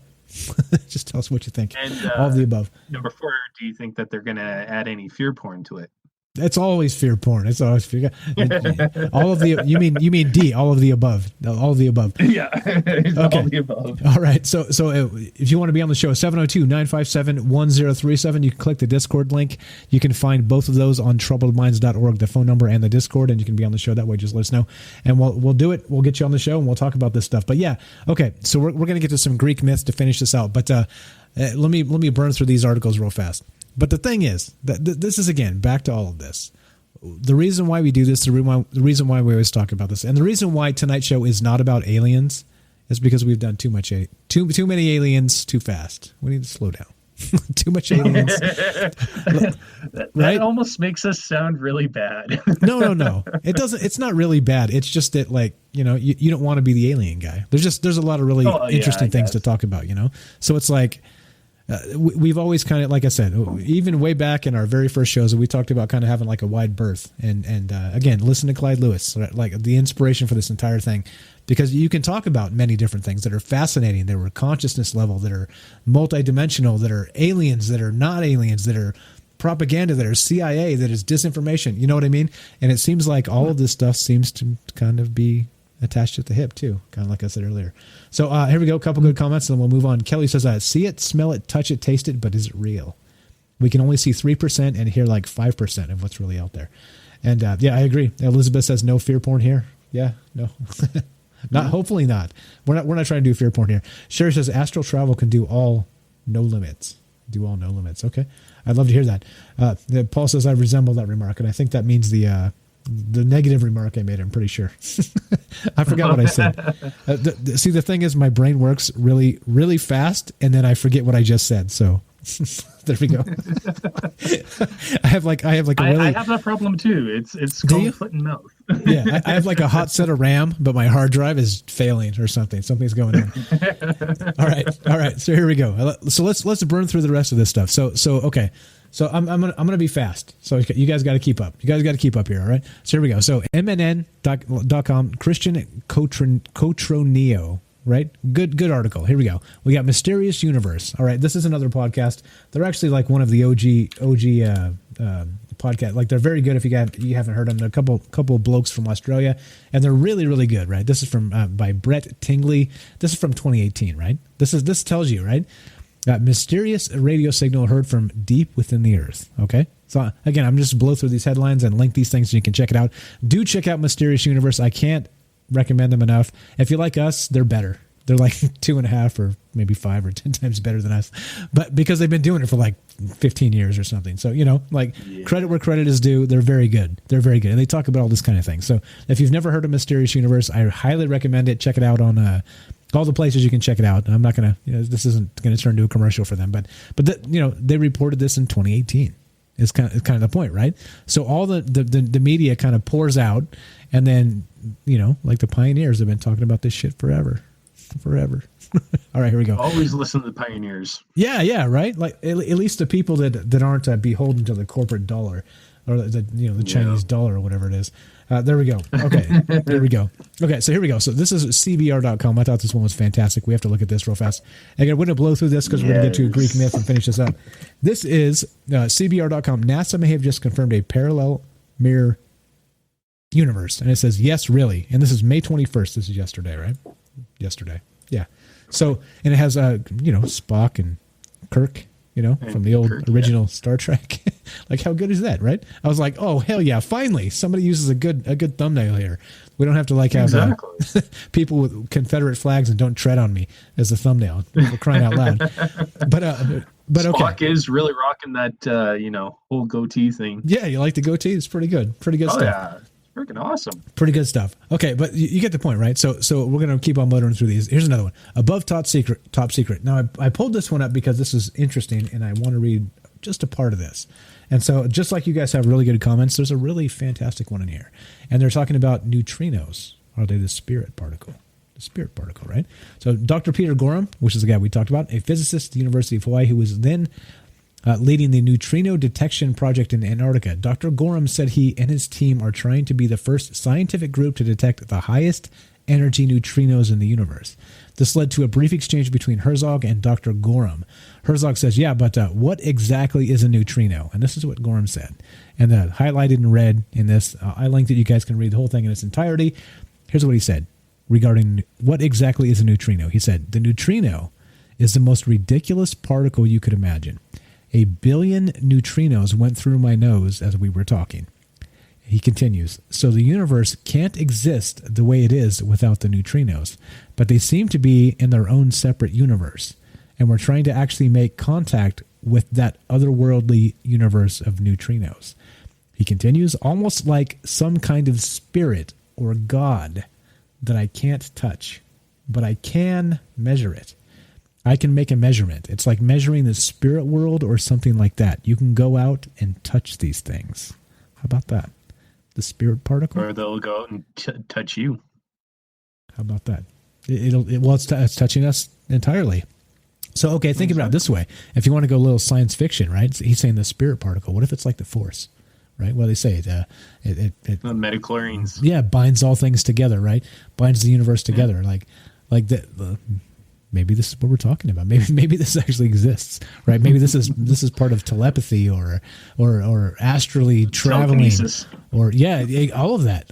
Exactly. Maybe this is the unquantifiable thing that we really haven't made a. Maybe this is ghosts. Maybe this is maybe this is all of that. Maybe this is all of that. Maybe this is Bigfoot. Like let's make a stretch here and say Bigfoot's like a fourth dimensional dude. Like who knows, right? this is what we're saying. Like, we just don't know, do we?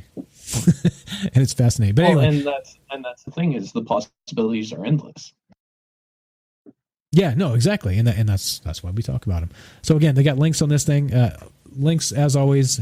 Let's keep on trucking. ScienceAlert.com, right? ScienceAlert.com. Kelly says the Force does exist. There we go. I think that may be the basis for it while we're talking about it. Okay, so here we go. So Science Alert. Science proposed a mirror universe where time moves backwards, right? This is January 25th, 2016. All right? Again, I'm pulling these up just so we can see like where the media has been all over the place about this shit.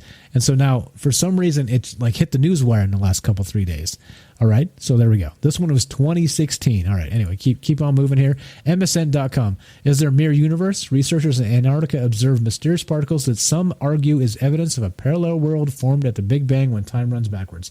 At least they hedged there a little bit. They said some argue, right? They didn't be like, ancient astronaut theorists say yes. You know what I mean? Like everybody says yes. Yeah, everybody says yes. Yeah, like at least, Anyway, there we go. This is 1 day ago. But okay, there's a point to this. Trust me, guys. I'm gonna burn through these. We're just reading some headlines and kind of looking at these articles. You can read them all in their entirety if you're that morbid and that sick and you have to really be a completionist. Fine. I respect that. I'm not going to do it myself. We'll be here till midnight reading the same shit over and over. But here we go. So we have CNET.com. No, NASA. No, here we go. No, NASA didn't find a parallel universe where time runs backward. That's the subheadline. Sorry, but the truth is you're stuck in this universe for now. And this was today. This was 5:20 p.m. Pacific time, May 22nd. This was a couple hours before we started this show. All right. So there we go. So again, no. Of course, you know what I mean? Like, but this is what happens. The information comes out, the Daily Mail starts it, it runs amok, everybody picks it up because like, holy shit, Daily Mail's getting ad clicks. We're gonna run this too. And then but then the way the news cycle works, right? CNET, I didn't go check, but I'm pretty sure they probably reported this when it hit. And then now they're actually shitting on it 3 days later to get the clicks on the front end and the back end. On the yes and the no, right? Well, you got to do what you got to do, right? Yeah, you got to do what you got to do. That's how you make the money. Anyway, let's go. Let's keep on going. Yeah, it could be. You guys say you're buffering. I apologize. This might be my fault. Before we started, I thought we might have to abort this entire thing because my internet was being really shitty, and it's never really shitty. Rarely, but it was before we started. So go ahead and refresh if you guys are buffering, and maybe it'll fix this. You're not going to miss much. I'm just burning through some headlines, and then we're going to get to the Greek myth after this. So let's hope the boat holds, the weather holds. And we'll get to this in a sec. Okay, so this is Forbes.com. Our sales will stay strong. Yeah, exactly. So has NASA found a parallel universe where time flows backwards? The truth behind the headlines, right? So then they start turn like it turns, right? It starts with oh look, we got a parallel universe, and so, the Schrodinger's cat and this other bullshit and the things and the quantum physics and. But then then suddenly the headlines turn, right? Then the fact checks come. So it's like everybody says it, then everybody's like, oh no, oh wait, hold on, we got a fact check going on right here. All right, no, here we go. This sounds too fantastical. Yeah, exactly. They're like, well, our ad clicks and our money's going down on that, so now we got to shit on it and make them read it a second time, right? So then you do that. You get less virality, but you get people that clicked on the first one as engagement. Actually, speaking of engagement, let's do the cheap engagement trick.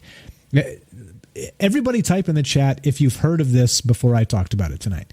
If you've heard of this in any capacity, just type yes. If you heard of the parallel universe at any time in the last 3 years, if you haven't, type no. There you go. There's our cheap engagement trick. We're doing it. If you heard me Facebook and you're going to ban me, fuck off. I don't care. We're doing a cheap engagement trick. If you've heard of this, and before before we brought it up tonight, before we were talking about this parallel universe, time running backwards, if you heard of this before I talked about it tonight, type yes or no in the chat. There's our cheap engagement trick, talking about cheap engagement. That's what we're going to do. We're going to hold on just a sec, and you can yes or no, and appreciate that. And some engagement kind of boosts us a little bit. And yeah, I'll check YouTube here as it comes through. Okay, thank you. So far, all right, we've got Penny Bunny, yeah. Paul, yeah. Green Arrow, yes.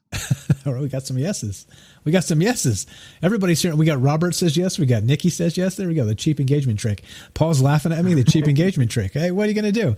Sometimes, you know what I'm saying? But look, that's what these guys are doing, right? They're like, hey, We're going to do the clickbait, and then after you've consumed the clickbait and our numbers have gone down, we're going to flip it, and we're going to be like, oh well, we were wrong.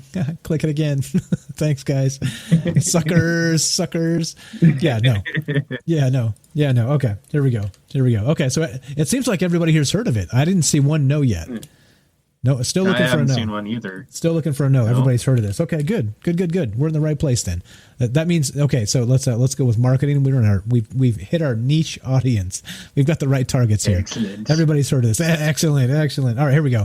Here's more. MSN.com. Here's the real truth behind that viral story. Now, again, like this is what I'm saying. Paul's heard of this. Yes. Okay. So here's the thing. This is what I'm saying. Like, notice how as I kind of burned through these headlines, right? They were like, oh, there's a time's going backwards in this mysterious universe next to us, blah, blah, blah, blah, blah.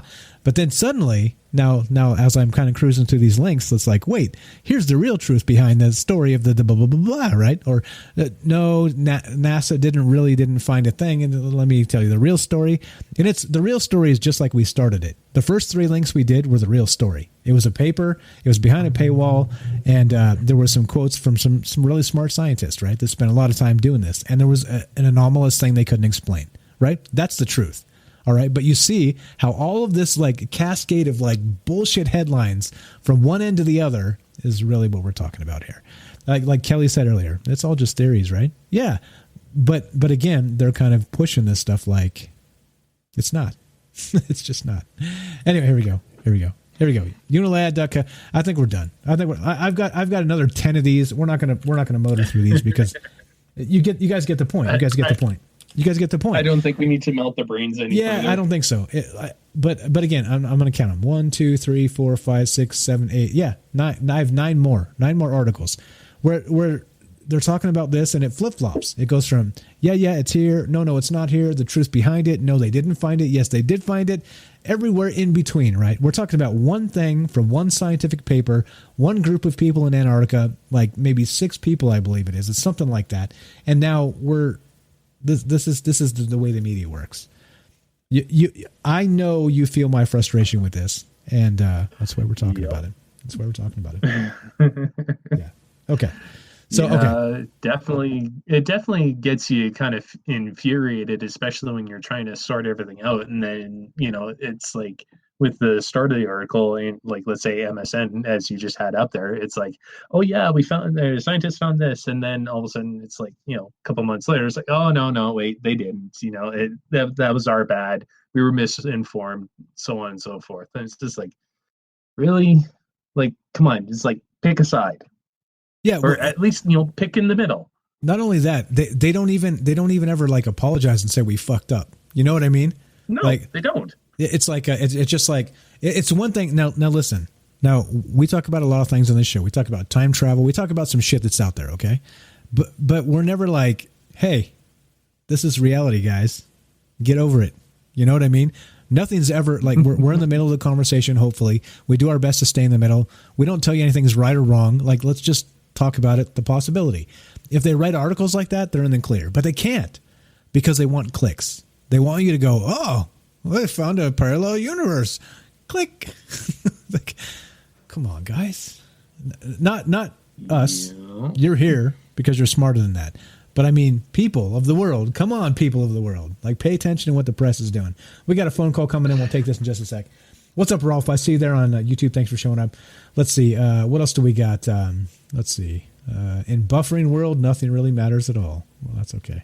That's okay. Yeah, that's true. That's true. Oh, that's buffering. Buffering. Yeah, sorry. Again, that's my shitty internet. What can you do? Yeah, we didn't have one single no for the cheap engagement trick. Everybody said yes. No, everybody's heard of this. I did not see one. Yeah, everybody. Actually, I like Paul's little comment here on YouTube. Every human is infused with a double helix DNA molecule containing the chemical alphabet A, C, T, and G.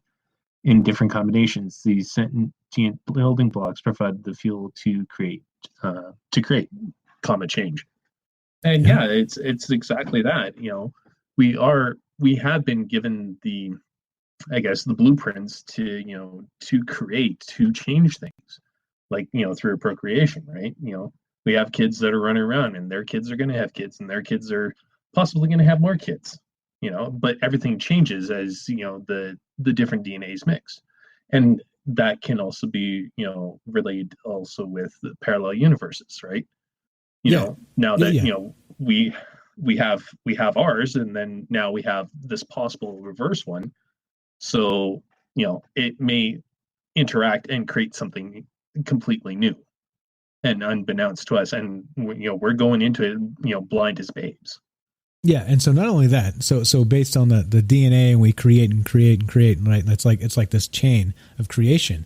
I think the thing that's really bizarre too is that there's like that whole nature nurture bit, right? Like a dog knows how to be a dog, even if he's not raised around other dogs. If you take him when he's like eyes closed, and you bring him into your home and you nurse him with a bottle until he's like a puppy and can be a dog, he still knows how to be a dog, even though he doesn't have other dogs teaching him. It's like built into his DNA somehow, It's like we have that thing that makes us what we are before we even are what we are. And not only that, so you got to wonder, right? So is that really just in like a genetic code, or is there something greater with that? Is there some sort of like a universal subconscious or universal consciousness that allows this to happen? As these neutrinos, the tau neutrinos, who knows, right? The force, like somebody said earlier, like Kelly said, the force is real. I mean, who knows, right? Like there's an unbelievable amount of things here that or let's say, for instance, this is kind of why I brought it up, is that some people believe that the second you're born biologically, you stop evolving, right? But is that the case when we have a mind that is capable of imagining a multiverse? You know what I mean? So do we just biologically stop evolving, or can, through learning and teaching and becoming something different and new, is that evolving? Is that spiritually evolving? I think that's, for evolution, I think there's like, the physical aspect of it. Because, we when we're born and stuff like that, it doesn't mean that, we stop evolving, because, well, we'd all still be babies, right? However, I think spiritually we may be a little bit stunted because of the fact that, let's say, for example, with past lives and stuff like that, it's like if you learned stuff in your past life and you weren't really able to, pass it on to this life, then, I can see it from that aspect. For what you're saying, Mike, is maybe spiritually we're stunted, but as in saying for physically, we always evolve, we always adapt. It's like, you take a person from like Vegas, for example, and you throw them into a place like, let's say, Brazil. Yes, it is hot, but then you're forced to evolve to the humidity, the different type of heat, the food, the culture, learning all different aspects. Yeah. So adaptation and yeah, all of that. I agree. Like I think there's more to it than that. That was just kind of an example I throw out to kind of say, do you really think that's the case? There's some people that believe that the second we're born biologically, we can no longer evolve, but we can clearly adapt, and we can clearly have some sort of ascension mentally, right? We can educate ourselves. We can become a better person than we were by recognizing who we are and where we want to be. There's a lot to it. Let's go to this phone call, and then we'll continue this conversation. Good comments there, Sean. Thanks. What's up? This is Paul from New Hampshire. You're on Troubled Minds with Mike and Sean. How you doing, my man? What's on your mind tonight? Good. How you guys doing tonight? Hey, good topic. Love what you're doing. Just wanted to say, kind of ring in. You've kind of just I think summed it up. I've been thinking about this all day. I've been sitting at home watching the news, and when I say watching the news and looking at these articles, it's funny you brought up the parallel universe. I saw the article when it came out not too long ago, right away. But you're right on path, I think, with the fact that, when do we learn from this? In effect, I think you've said it all. The carrot's been dangled in front of our face. It's here. And, do we have the answers for all this weird stuff? No, maybe not. But I think in the grand scheme of things, the answer's pretty simple. If you want things to change, people, you have to do something about it. And going back to where you guys started earlier, with Joe from Florida and Paul, the guy that brought up these things, about, the government's money. Okay, we all know this is all being run by money. So how do we do that? I think you need to stand up as a people. There's enough people now that are smart enough. I don't know about you guys, but where I'm at, people are ready to get out of the house. And if you watched any of the briefing today, they were saying it's okay because it's time to take a stand. And, you know, I'm not going to get political, but again, how do you with this? The media is just playing with us. And you nailed it. I'm sure there's people out there that get this. And I think, like you said, it just takes more study, watching it, get both sides of the story. And, you know, just wanted to chime in with that because appreciate that, man. Appreciate it. Been on my mind. Yeah, thanks, Paul. You know? Yeah, I think the thing is too, like, again, like I said, if the media hits something and we're talking about it at the same time, you can pretty much be guaranteed we're not parodying their bullshit. So just, you know, like if you see something, you know, like if you see something, you're like, hey, I've been reading about this all week and we're talking about it. Well, there's a reason we're talking about it. So yeah, definitely. Let me ask you while I got you on the phone. You have to think about it. You know? Yeah, exactly. And the funny thing is, we're not talking about things that don't matter either. There's a reason they're doing this. They're taking your attention away from the things that do matter. And I think everybody's starting to see that now. You know, I read an article earlier today about kids are all of a sudden wanting to go outside. Well, I mean, who'd have thought? Really? Take that away. It's the simple things in life. You know, exactly. All of a sudden they can't go outside, and now they want to go outside. And now everybody's like, no, Netflix is tanking, you know, and they're on TV going, it's okay to go play golf. It's okay to go play tennis as long as you mark your balls. Well, you know, that's a good thing, I think. You know, I hate to get political, but it is what it is. You know it's coming. Anybody that's not paying attention and doing their research and looking at both sides and getting a full circle on this thing isn't informed and is falling into the trap of listening to the media. And, you know, I know you don't like saying the T word, but the guy, you know, I think he's a genius right now. But on the flip side of that, 4-dimensional chess. You know, why the fuck would you know, the flip side of that, though, what are they thinking bringing this guy in here to fight this guy? Are you kidding me? And with what's happened in the last couple of days, so is it a setup?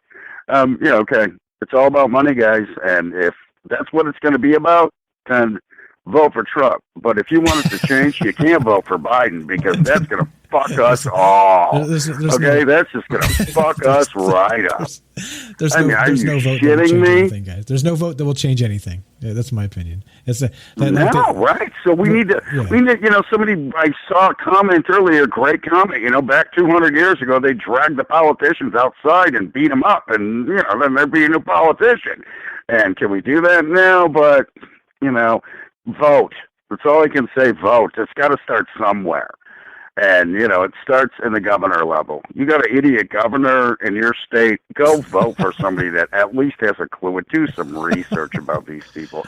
All the information's been there about all these people. You know, all you need is a couple bucks and a hot wife, and you're the president of the United States. Well, you know what? Again, he's doing a great job. Whatever. There you go. You know, hey, this is how you run a business, you fucking idiots. You know, and that was his whole take on the thing. Does he care he's going to be dead in fucking 10 years, you know, or living on an island with his hot wife? So, you know, somebody got it right. Yeah.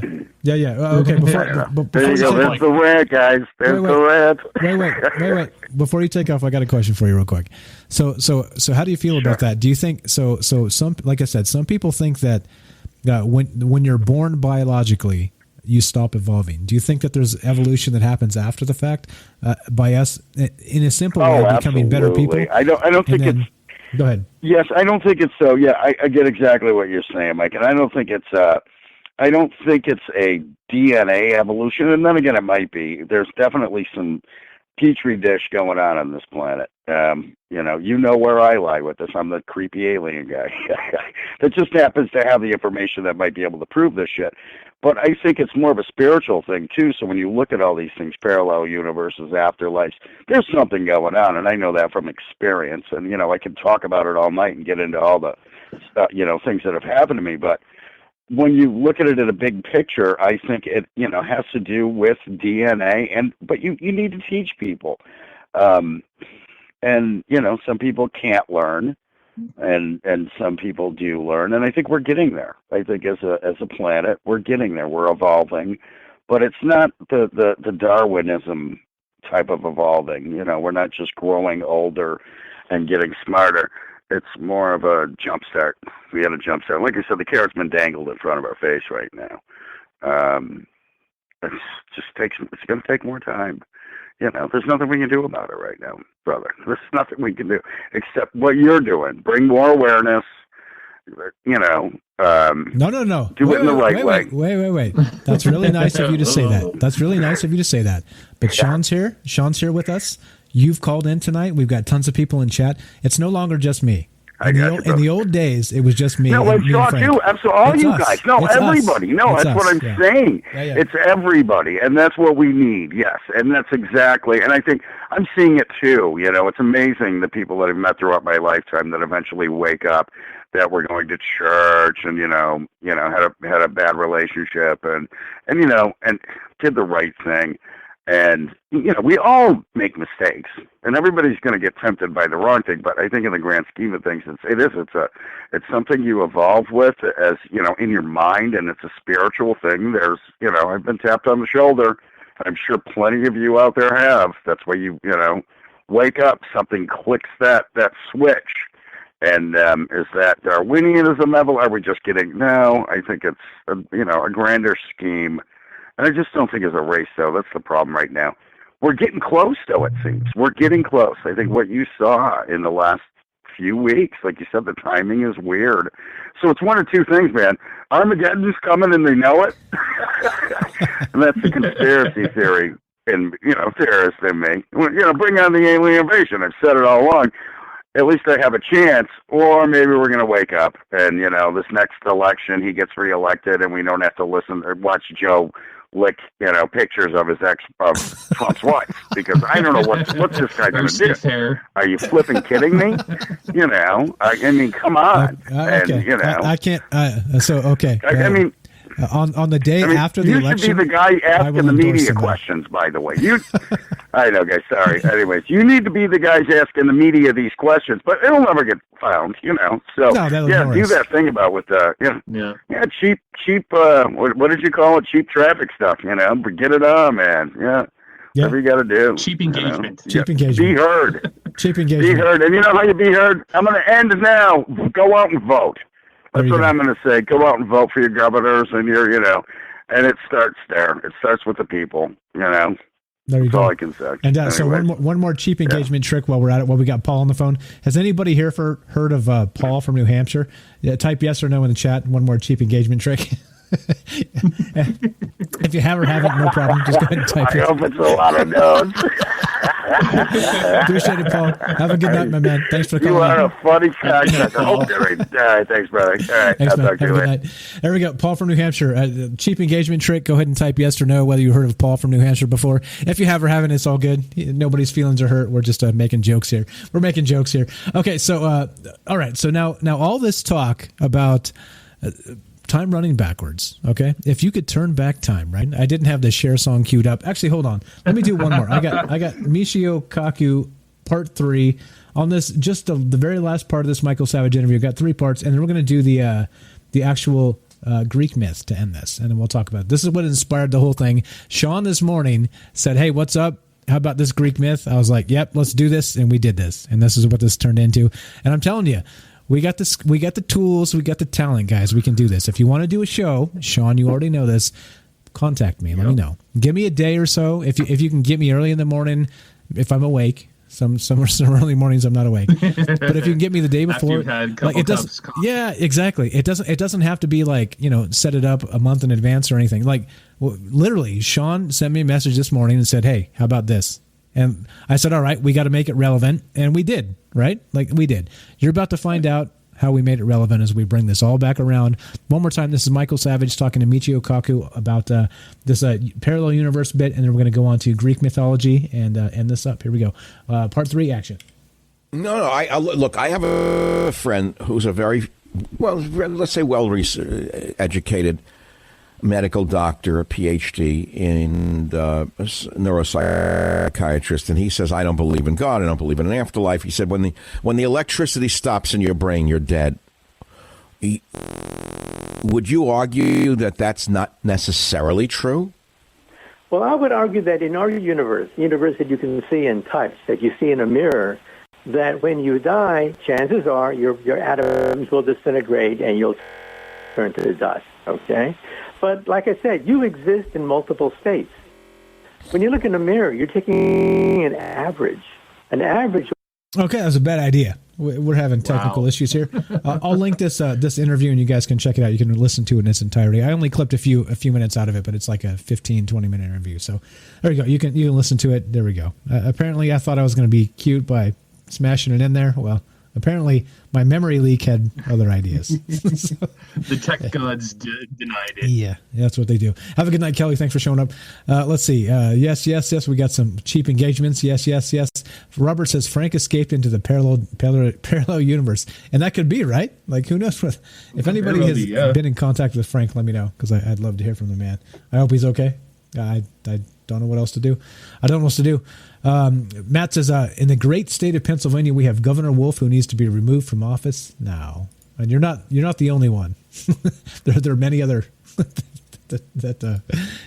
many other governors that need to be removed. Many others. Many others. Okay. Like Trudeau, he needs to get out.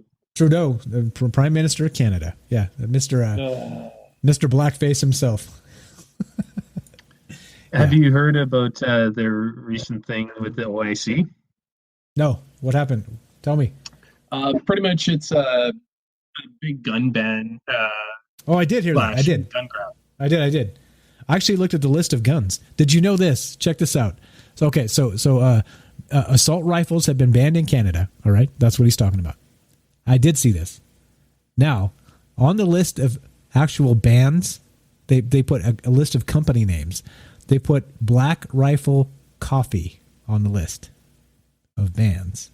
That's right. It's a coffee company named Black Rifle Coffee. Look it up.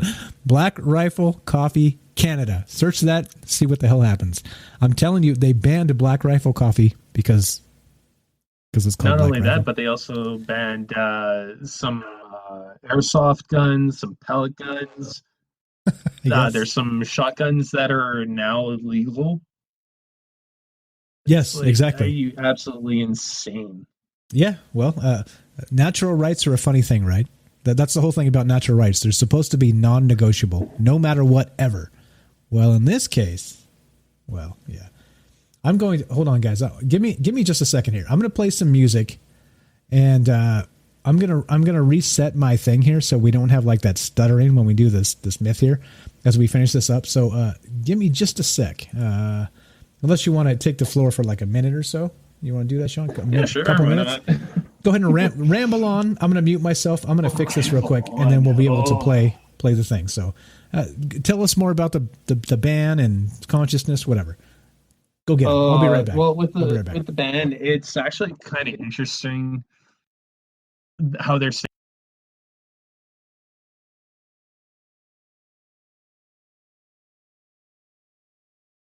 So, public safety and how you're supposed to rely on the police and stuff like. But the only thing is that the RCMP for like in rural, on average, the call ETA is about a half hour. So if you think about it, in that half hour when the criminal breaks into your place and stuff like that, you know, what fun could he have? What demented fun could he have? You know, so it's just one of those really, really weird things that they used a tragedy to do this. And that's the biggest thing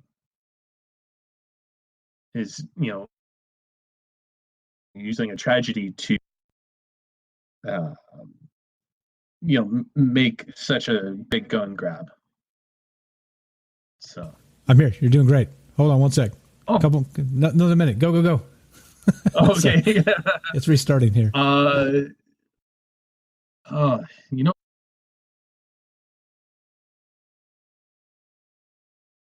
okay. Oh, there we go. Now it's choppy. It's okay. We got things here. This is going to sound really shitty for just a sec, and then I'll fix it. I'll fix it. Hold on one sec. Yeah, I never seen this. I agree with on YouTube that and that thing is that criminals are not going to play by the rules. They're just going to get the guns from wherever they want, and they're going to commit crimes. So, yes, get a slingshot from Sherry. No, we have our sharp hockey sticks. I'm not sure she's back. She already told me. She already admitted it messed up. That's a crazy song. I know you probably hear that, Sean. I don't know if anybody's hearing me sound like a robot or something, but a couple more seconds here. Yeah, it's pretty shocking. Yeah. Hold on, almost there. Almost there. A little bit better. We should be good. We should be good. All right, there we go. All right, so let's play that. Let's play that last Savage clip that we'll probably play now, since this thing worked or didn't, and then we'll move on with the myth, and then we'll do our thing. We'll finish this up. Again, we have time for you guys. If you have comments on any of this, you know what to do. Give us a call. This show is done live intentionally, and because we appreciate the input. We appreciate all the great comments. I appreciate all the great calls so far. We have time for more. So if you want to do the thing, dial the number 702-957-1037. Click the Discord link. You can find both the Discord and the phone number at troubledminds.org, and you can talk to us about whatever you want. Anything we talked about tonight, we talk about time travel here, parallel universes. We talk about all kinds of whack shit. So pretty much no matter what you call in and talk about, you fit right in. We're totally good to go. All right, so let's do this. We'll play this last clip and see if this works. And if this works, the rest of it will work. Cross your fingers. Thanks for the filibuster there. Appreciate that, Sean. Here we go. Part 3 of the Savage and Michio Kaku interview, and then we'll get to the Greek myth. No. Look, I have a friend who's a very, let's say educated medical doctor, a PhD in neuropsychiatrist, and he says, I don't believe in God, I don't believe in an afterlife. He said, when the electricity stops in your brain, you're dead.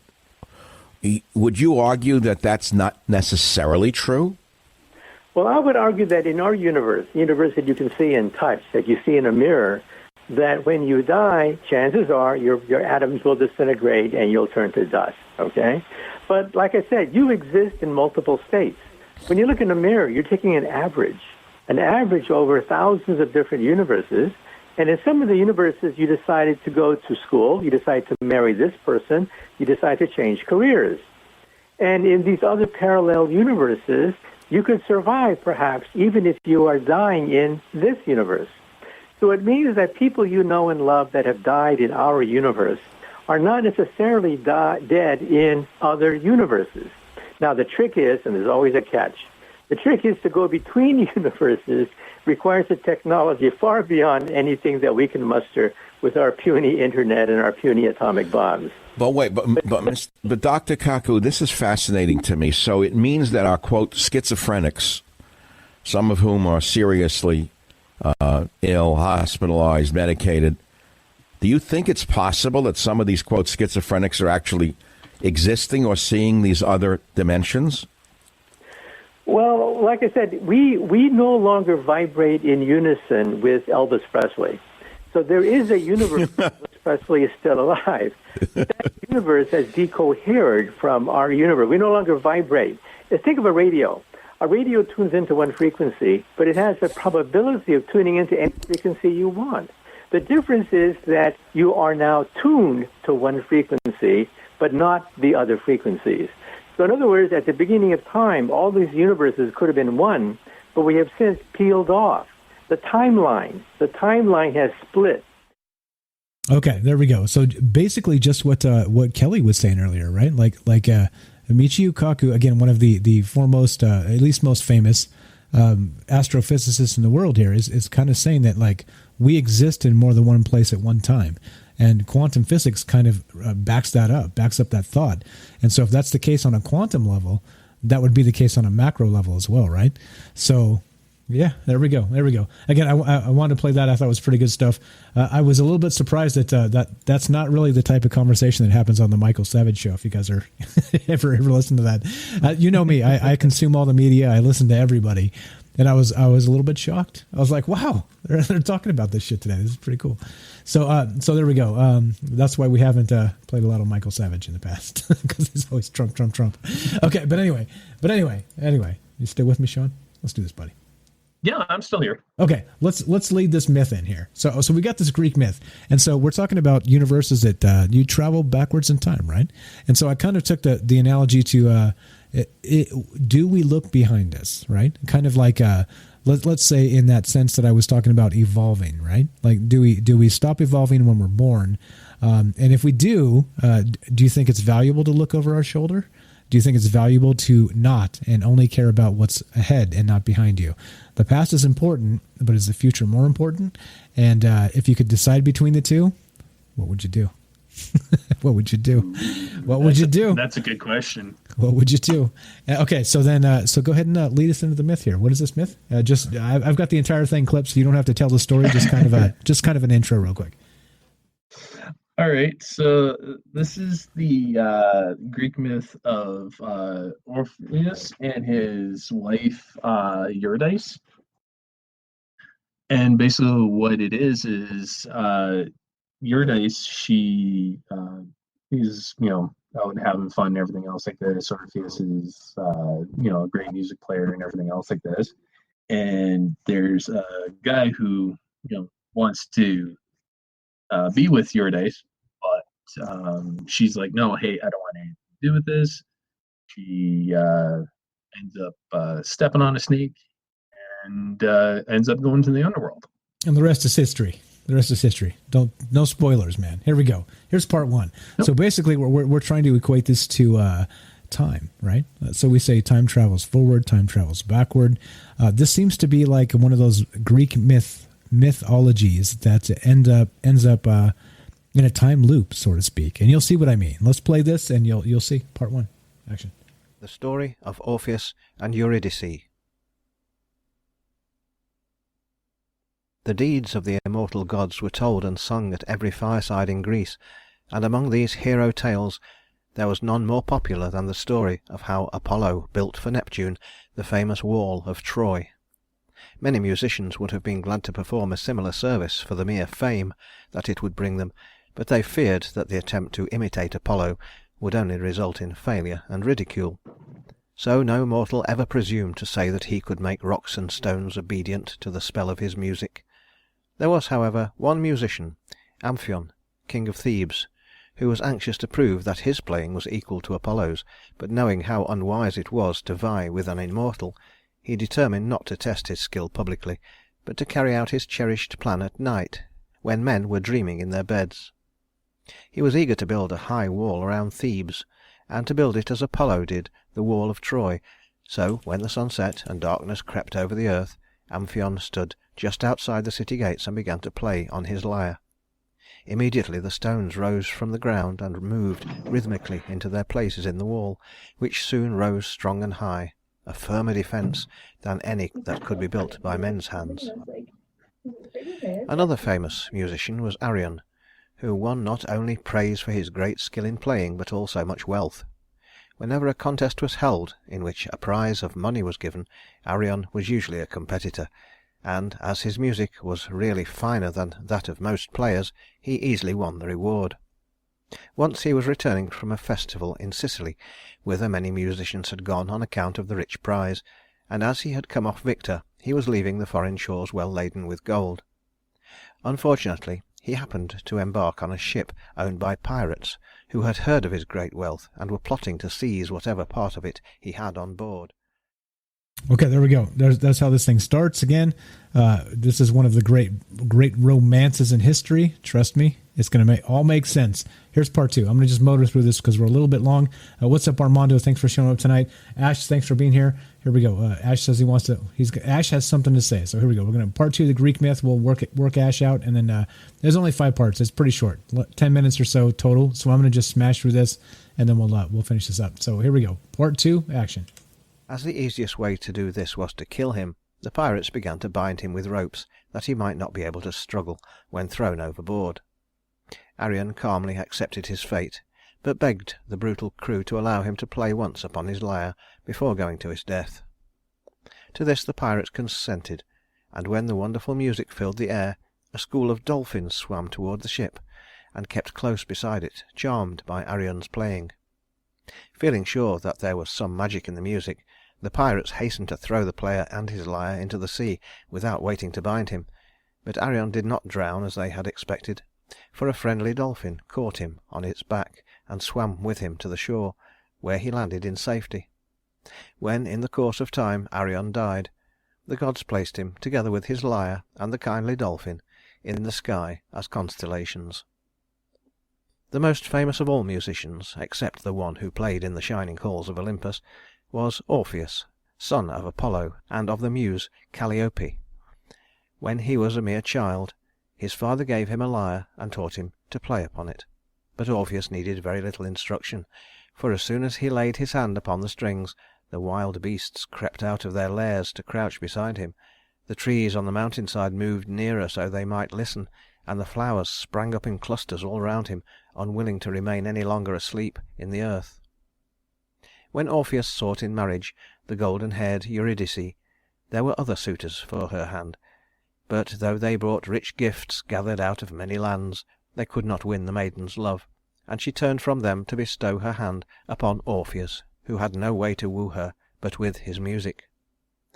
On the wedding day there was the usual mirth and feasting, but one event occurred that cast a gloom over the happiness of the newly married pair. When Hymen, god of marriage, came with his torch to bless the nuptial feast, the light that should have burned clear and pure began to smoke ominously, as if predicting future disaster. Future disaster. So we got Orpheus, Eurydice. We've got Orpheus is the best musician in all the land. He was as a child, he was a what would you call it? Like a Mozart, prodigy. Right? Prodigy. There you go. Even better than that, he was a complete, like, you didn't have to teach him anything. He touched it, he knew. He was a master instantly. And so there we go. So he wooed the fairest maiden in the land with his music. And the god of marriage arrived, and there was some black smoke, some dark smoke, kind of giving us a hint of what was to come. Now stick with us. Exactly. Now this is just the beginning, guys. The next three, that was 2 parts. There's 3 more, and this is where it starts to get good. Okay. So of course, like every great love story, it always starts out well. Well, let's see where this goes. And keep in mind, like I said, this is we're trying to kind of tie this into the time, right? Into does time move forwards? Does time move backwards? If you could be one or the other and choose the past or choose the future, the past knowing what happened and what you lost and you could get back, or the future not knowing where you're going, what would you choose? Okay, clearly as mortals we don't have that choice, but let's say we're bestowing you the power of the troubled minds, and you're able to do these things. What would you choose? Would you look backwards, or would you forgive and forget and love the ones that have passed, and look forward to the ones of the future, type of thing? So there we go. That's kind of what we're getting at here. What we've always again, trying to tie it in, trying to make it make sense here. Robert says, those who live in the past abort their own future. There we go. Great comment. Good stuff.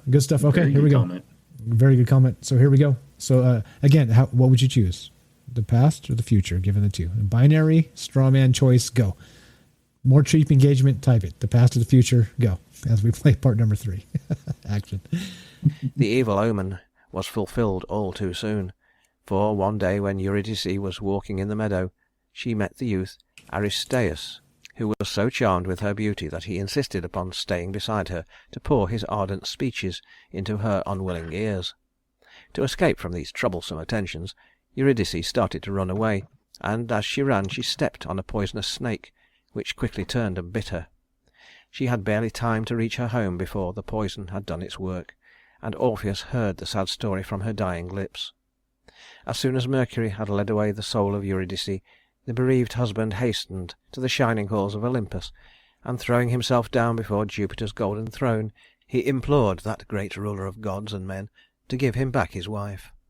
There was always pity in the hearts of the gods for those who die in flowering time, so Jupiter gave permission to Orpheus to go down into Hades and beg of Pluto the boon he craved. It was a steep and perilous journey to the kingdom of the dead, and the road was one that no mortal foot had ever trod. But through his love for Eurydice, Orpheus forgot the dangers of the way, and when he spoke her name the terrors of the darkness vanished. In his hand he held his lyre, and when he arrived at the gate of Hades, where the fierce three-headed dog Cerberus refused to let him pass, Orpheus stood still in the uncertain darkness and began to play. And as he played, the snarling of the dog ceased, and the noise of its harsh breathing grew faint. Then Orpheus went on his way undisturbed, but still he played softly on his lyre, and the sounds floated far into the dismal interior of Hades, where the souls of the condemned labour forever at their tasks. Tantalus heard the music, and ceased to strive for a drop of the forbidden water. Ixion rested a moment beside his ever-revolving wheel, and Sisyphus stood listening while the rock which he must roll through all eternity fell from his wearied arms. So there we go. We have the tragedy. So we have the marriage. We have the best musician in all the land. He woos the fair maiden, and they're married. Shortly thereafter, she's bitten by a snake. Tragically, she dies. Exactly. Bum bum bum. Here we go. Here's where we play the there we go. Are you not entertained? Are you not entertained? There you go. Is this not why you are here? There we go. So there's Russell Crowe shouting at you. So okay, so we have the tragedy. We have the marriage. We have the tragedy, and then we have Orpheus is not going to lay down and feel pity for himself. He wants to go into Hades itself and bring back his bride. And armed with nothing but his lyre, his musical instrument, he marches to the gates of Hades and begins playing to the three-headed dog of the underworld, Cerberus, which guards the gates. And here's the rest. Oops, which button? That button. Here's the rest. Yep. Like, it's a little more perfectly dramatic when I go. And here's the rest. The daughters of Danaus lay down their urns beside the sieve into which they were forever pouring water, and as the mournful wailing of Orpheus's lyre told the story of his lost love, they wept then for a sorrow not their own.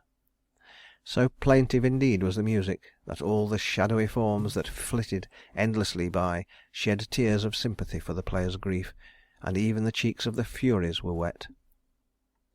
When Orpheus came before the throne of Pluto, that relentless monarch repulsed him angrily as he attempted to plead his cause, and commanded him to depart. Then the son of Apollo began to play upon his lyre, and through his music he told the story of his loss, and besought the ruler of these myriad souls to give him the single one he craved. So wonderfully did Orpheus play that the hard heart of Pluto was touched with pity, and he consented to restore Eurydice to her husband, on the condition that as they went out together from the loathed country of the dead, he should not once turn his head to look upon her. To this strange decree Orpheus gladly promised obedience.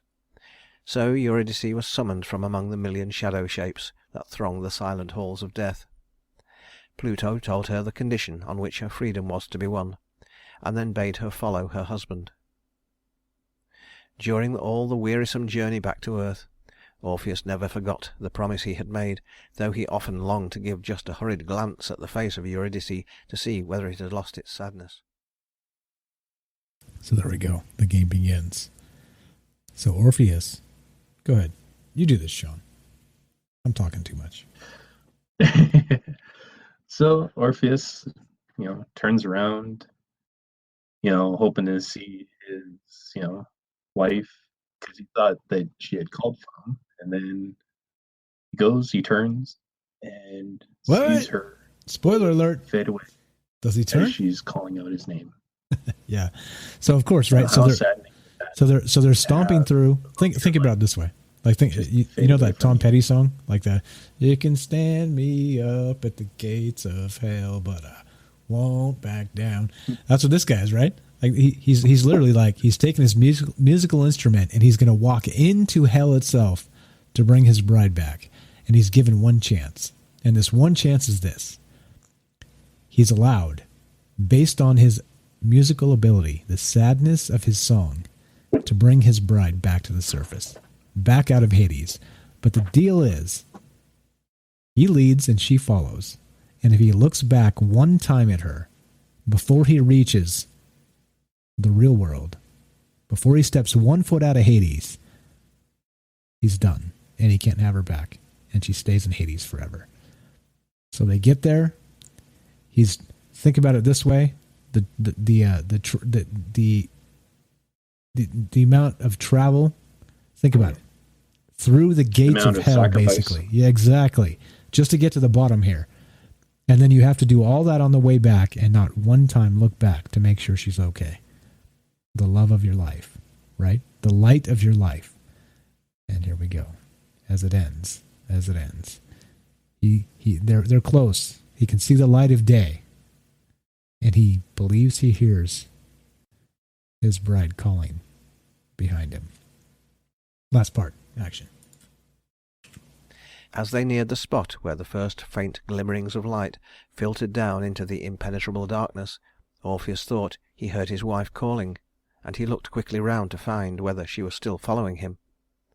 At that moment the slight form close behind him began to fade away, and a mournful voice, seemingly far in the distance, called to him a sad farewell. He knew that no second chance would be given him to win his wife from Pluto's hold, even if he could again charm the three-headed Cerberus, or persuade Charon the grim ferryman to take him across the river. So he went forlornly back to earth, and lived in a forest cave, far from the companionship of men. At first there was only his lyre to share his solitude, but soon the forest creatures came to live beside him, and often sat listening to his music, looking exceedingly wise and sorrowful. Even in his sleepless hours, when he fancied he heard Eurydice calling, he was never quite alone, for the bat and owl and the things that love the darkness flitted about him, and he saw the glowworms creep toward him out of the night-cold grass.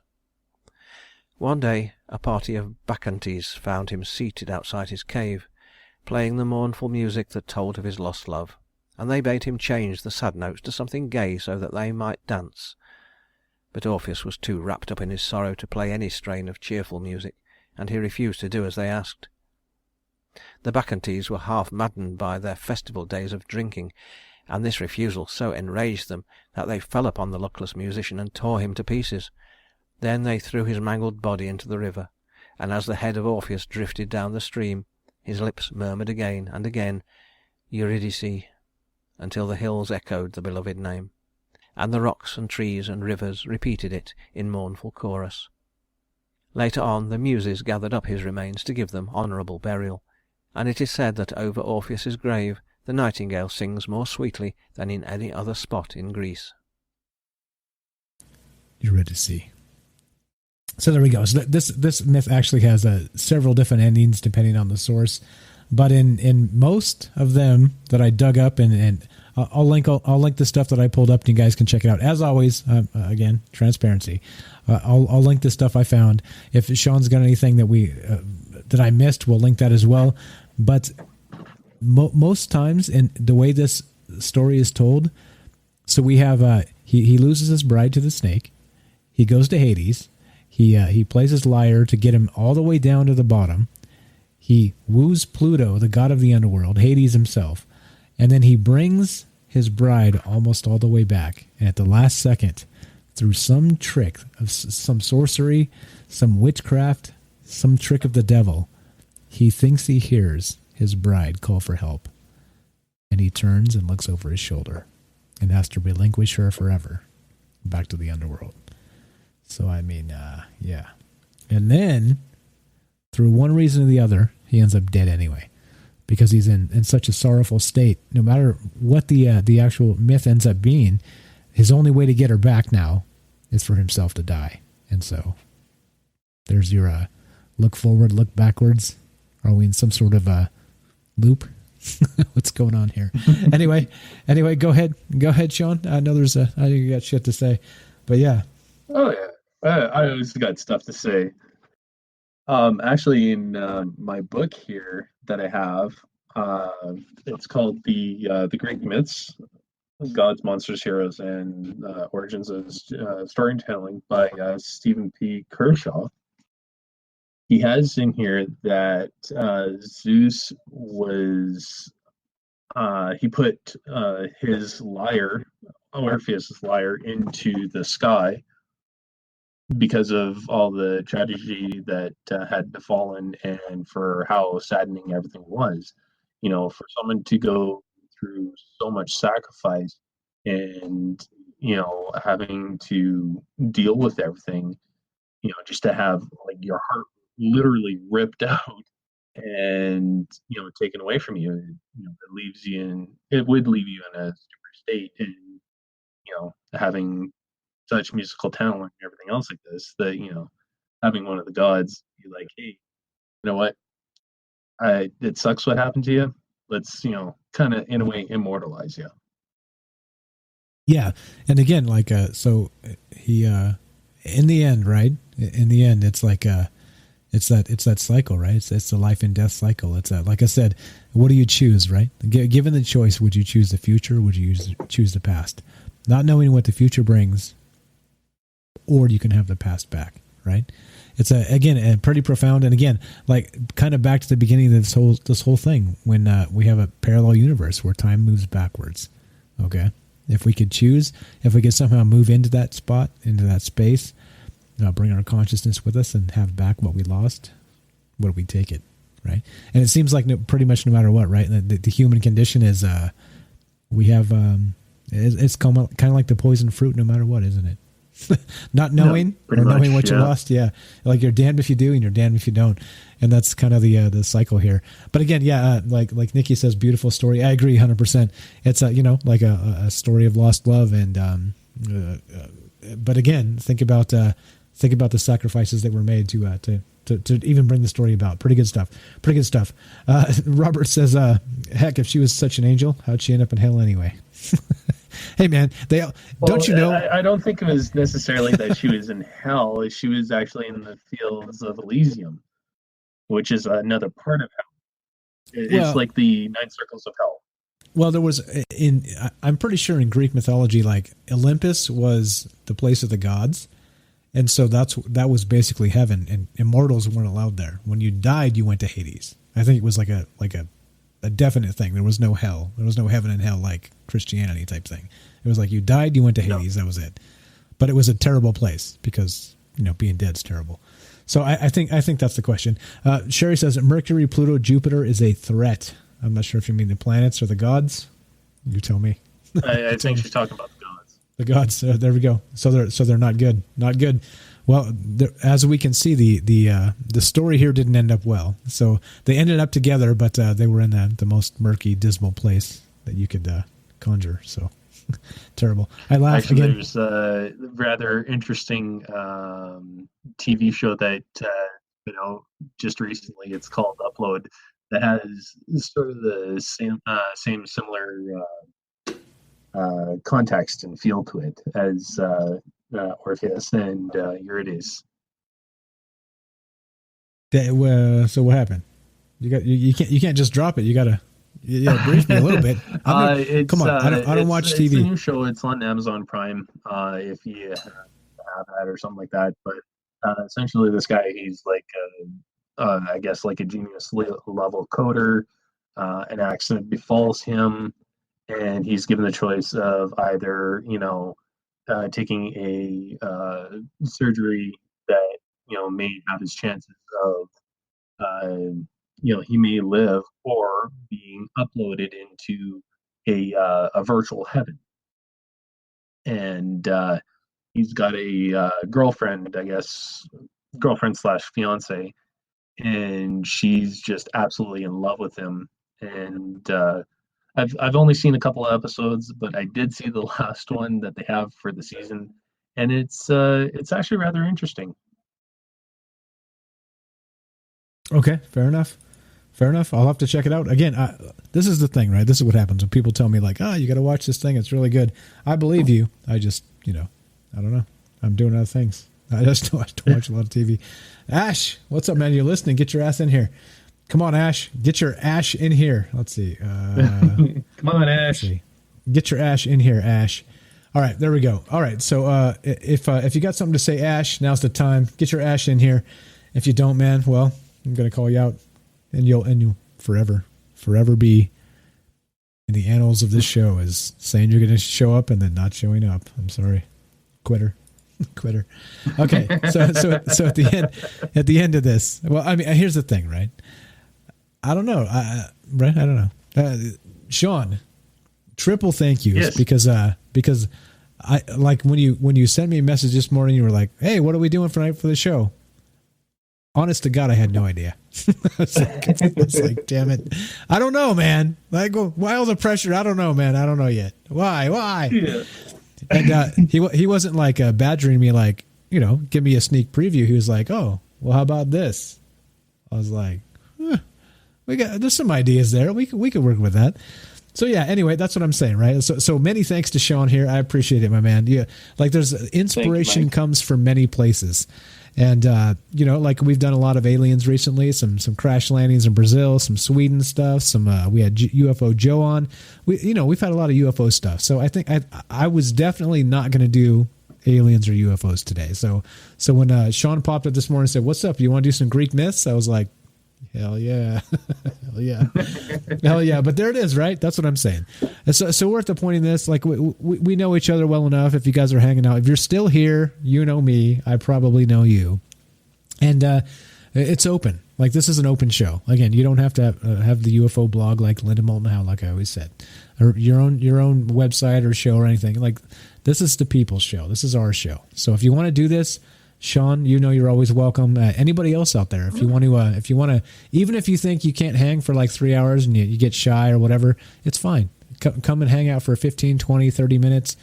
I'll do the heavy lifting. I'll do some research to help back up whatever your story is, and we'll talk about it. It's okay. It's okay. So again, I'm inviting all of you. If you're still here, you're a super fan. I dub you a super fan. I'm sorry for the Facebook top fan badges that come and go. It's all an algorithm, guys. I don't touch it. I don't know how to fix it. If I did, I would. So I'll look into that. You have my word. I'll look into that. Maybe I'll just start adding you guys, because I know many of you, right? This is not a guessing game. I know many of you. So the point is, if you want to be on the show and you have something to talk about and you want a narrative that we need to kind of discuss, and you have an experience or whatever it is, you're welcome. And that's it, right? And you see, Sean, like Sean's on tonight. We had a good time. I didn't shit on him one time, and I don't think he shit on me once. Did he? I don't think you shit on me once. I don't think so. We can be nice to each other. I didn't on you. You didn't on me. So we're all good. There we go. See how this works. There we go. So at the end, I mean, this is it. This is it, right? So we did some parallel universe stuff, time moving backwards, time moving forwards. If you were actually bringing your loved one up from the underworld, and you heard their voice in that last final steps, would you turn back and look over your shoulder? I guess that's the question. That's the final question. If it was me, I would probably not look back. What if they tripped and were falling down the hole? Well, you have to think of it this way. They're ghosts, so tripping would be kind of hard. And some. Hey, come on! You're rationalizing this too much. You have you have this long. No. Help them out. Everything else like this, but it's like this is the rule that long. That's been applied. So there's probably a reason for it. You're trying to rationalize this. I think the thing is, it's a no-win situation, right? Because it was a dirty trick. It was a dirty trick by the devil. It was witchcraft. It was whatever it was, right? Like whatever it was a dirty trick. Like your love probably didn't even call out to you. It was just kind of like sent into your brain, It's telepathic. So anyway, yeah. All right, here we go. I'm going to play the outro music. You get the first outro. We got about 3 minutes, so go ahead. Sean, you're the best, man. Thanks for hanging out with us. Everybody else, thanks for hanging out with us. You guys are amazing.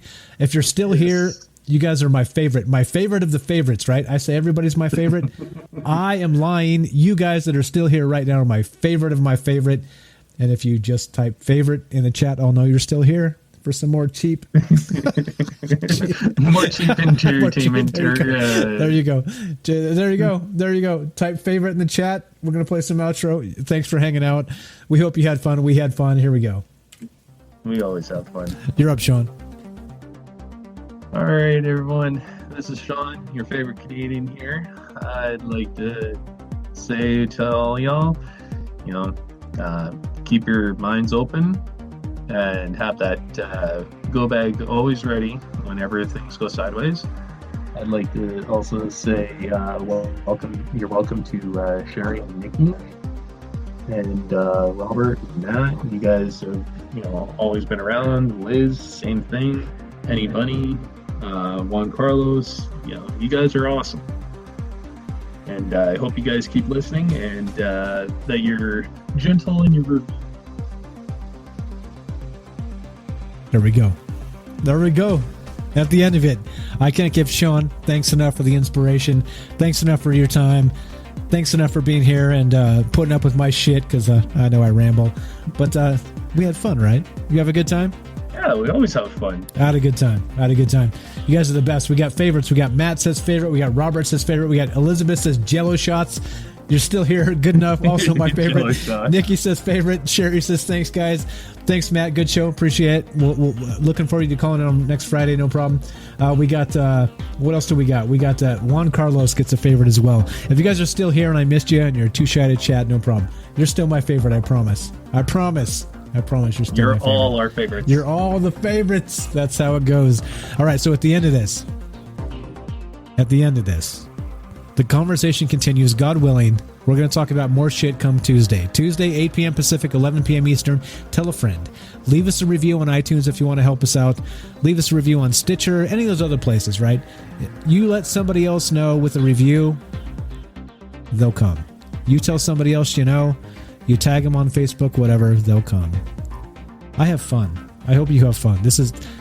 When this stops being fun, I'm stop doing this. I'm going to stop. That's it.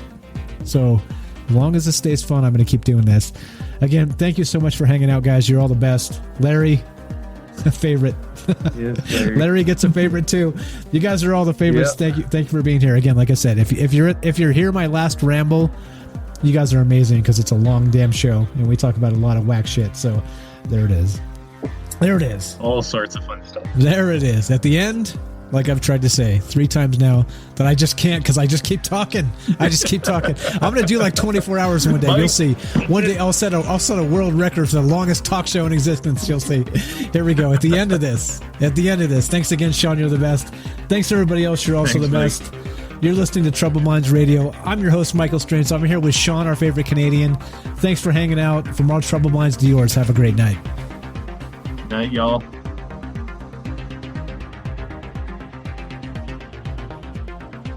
Hang out for one sec, Sean. I'll talk to you in a sec. Yep.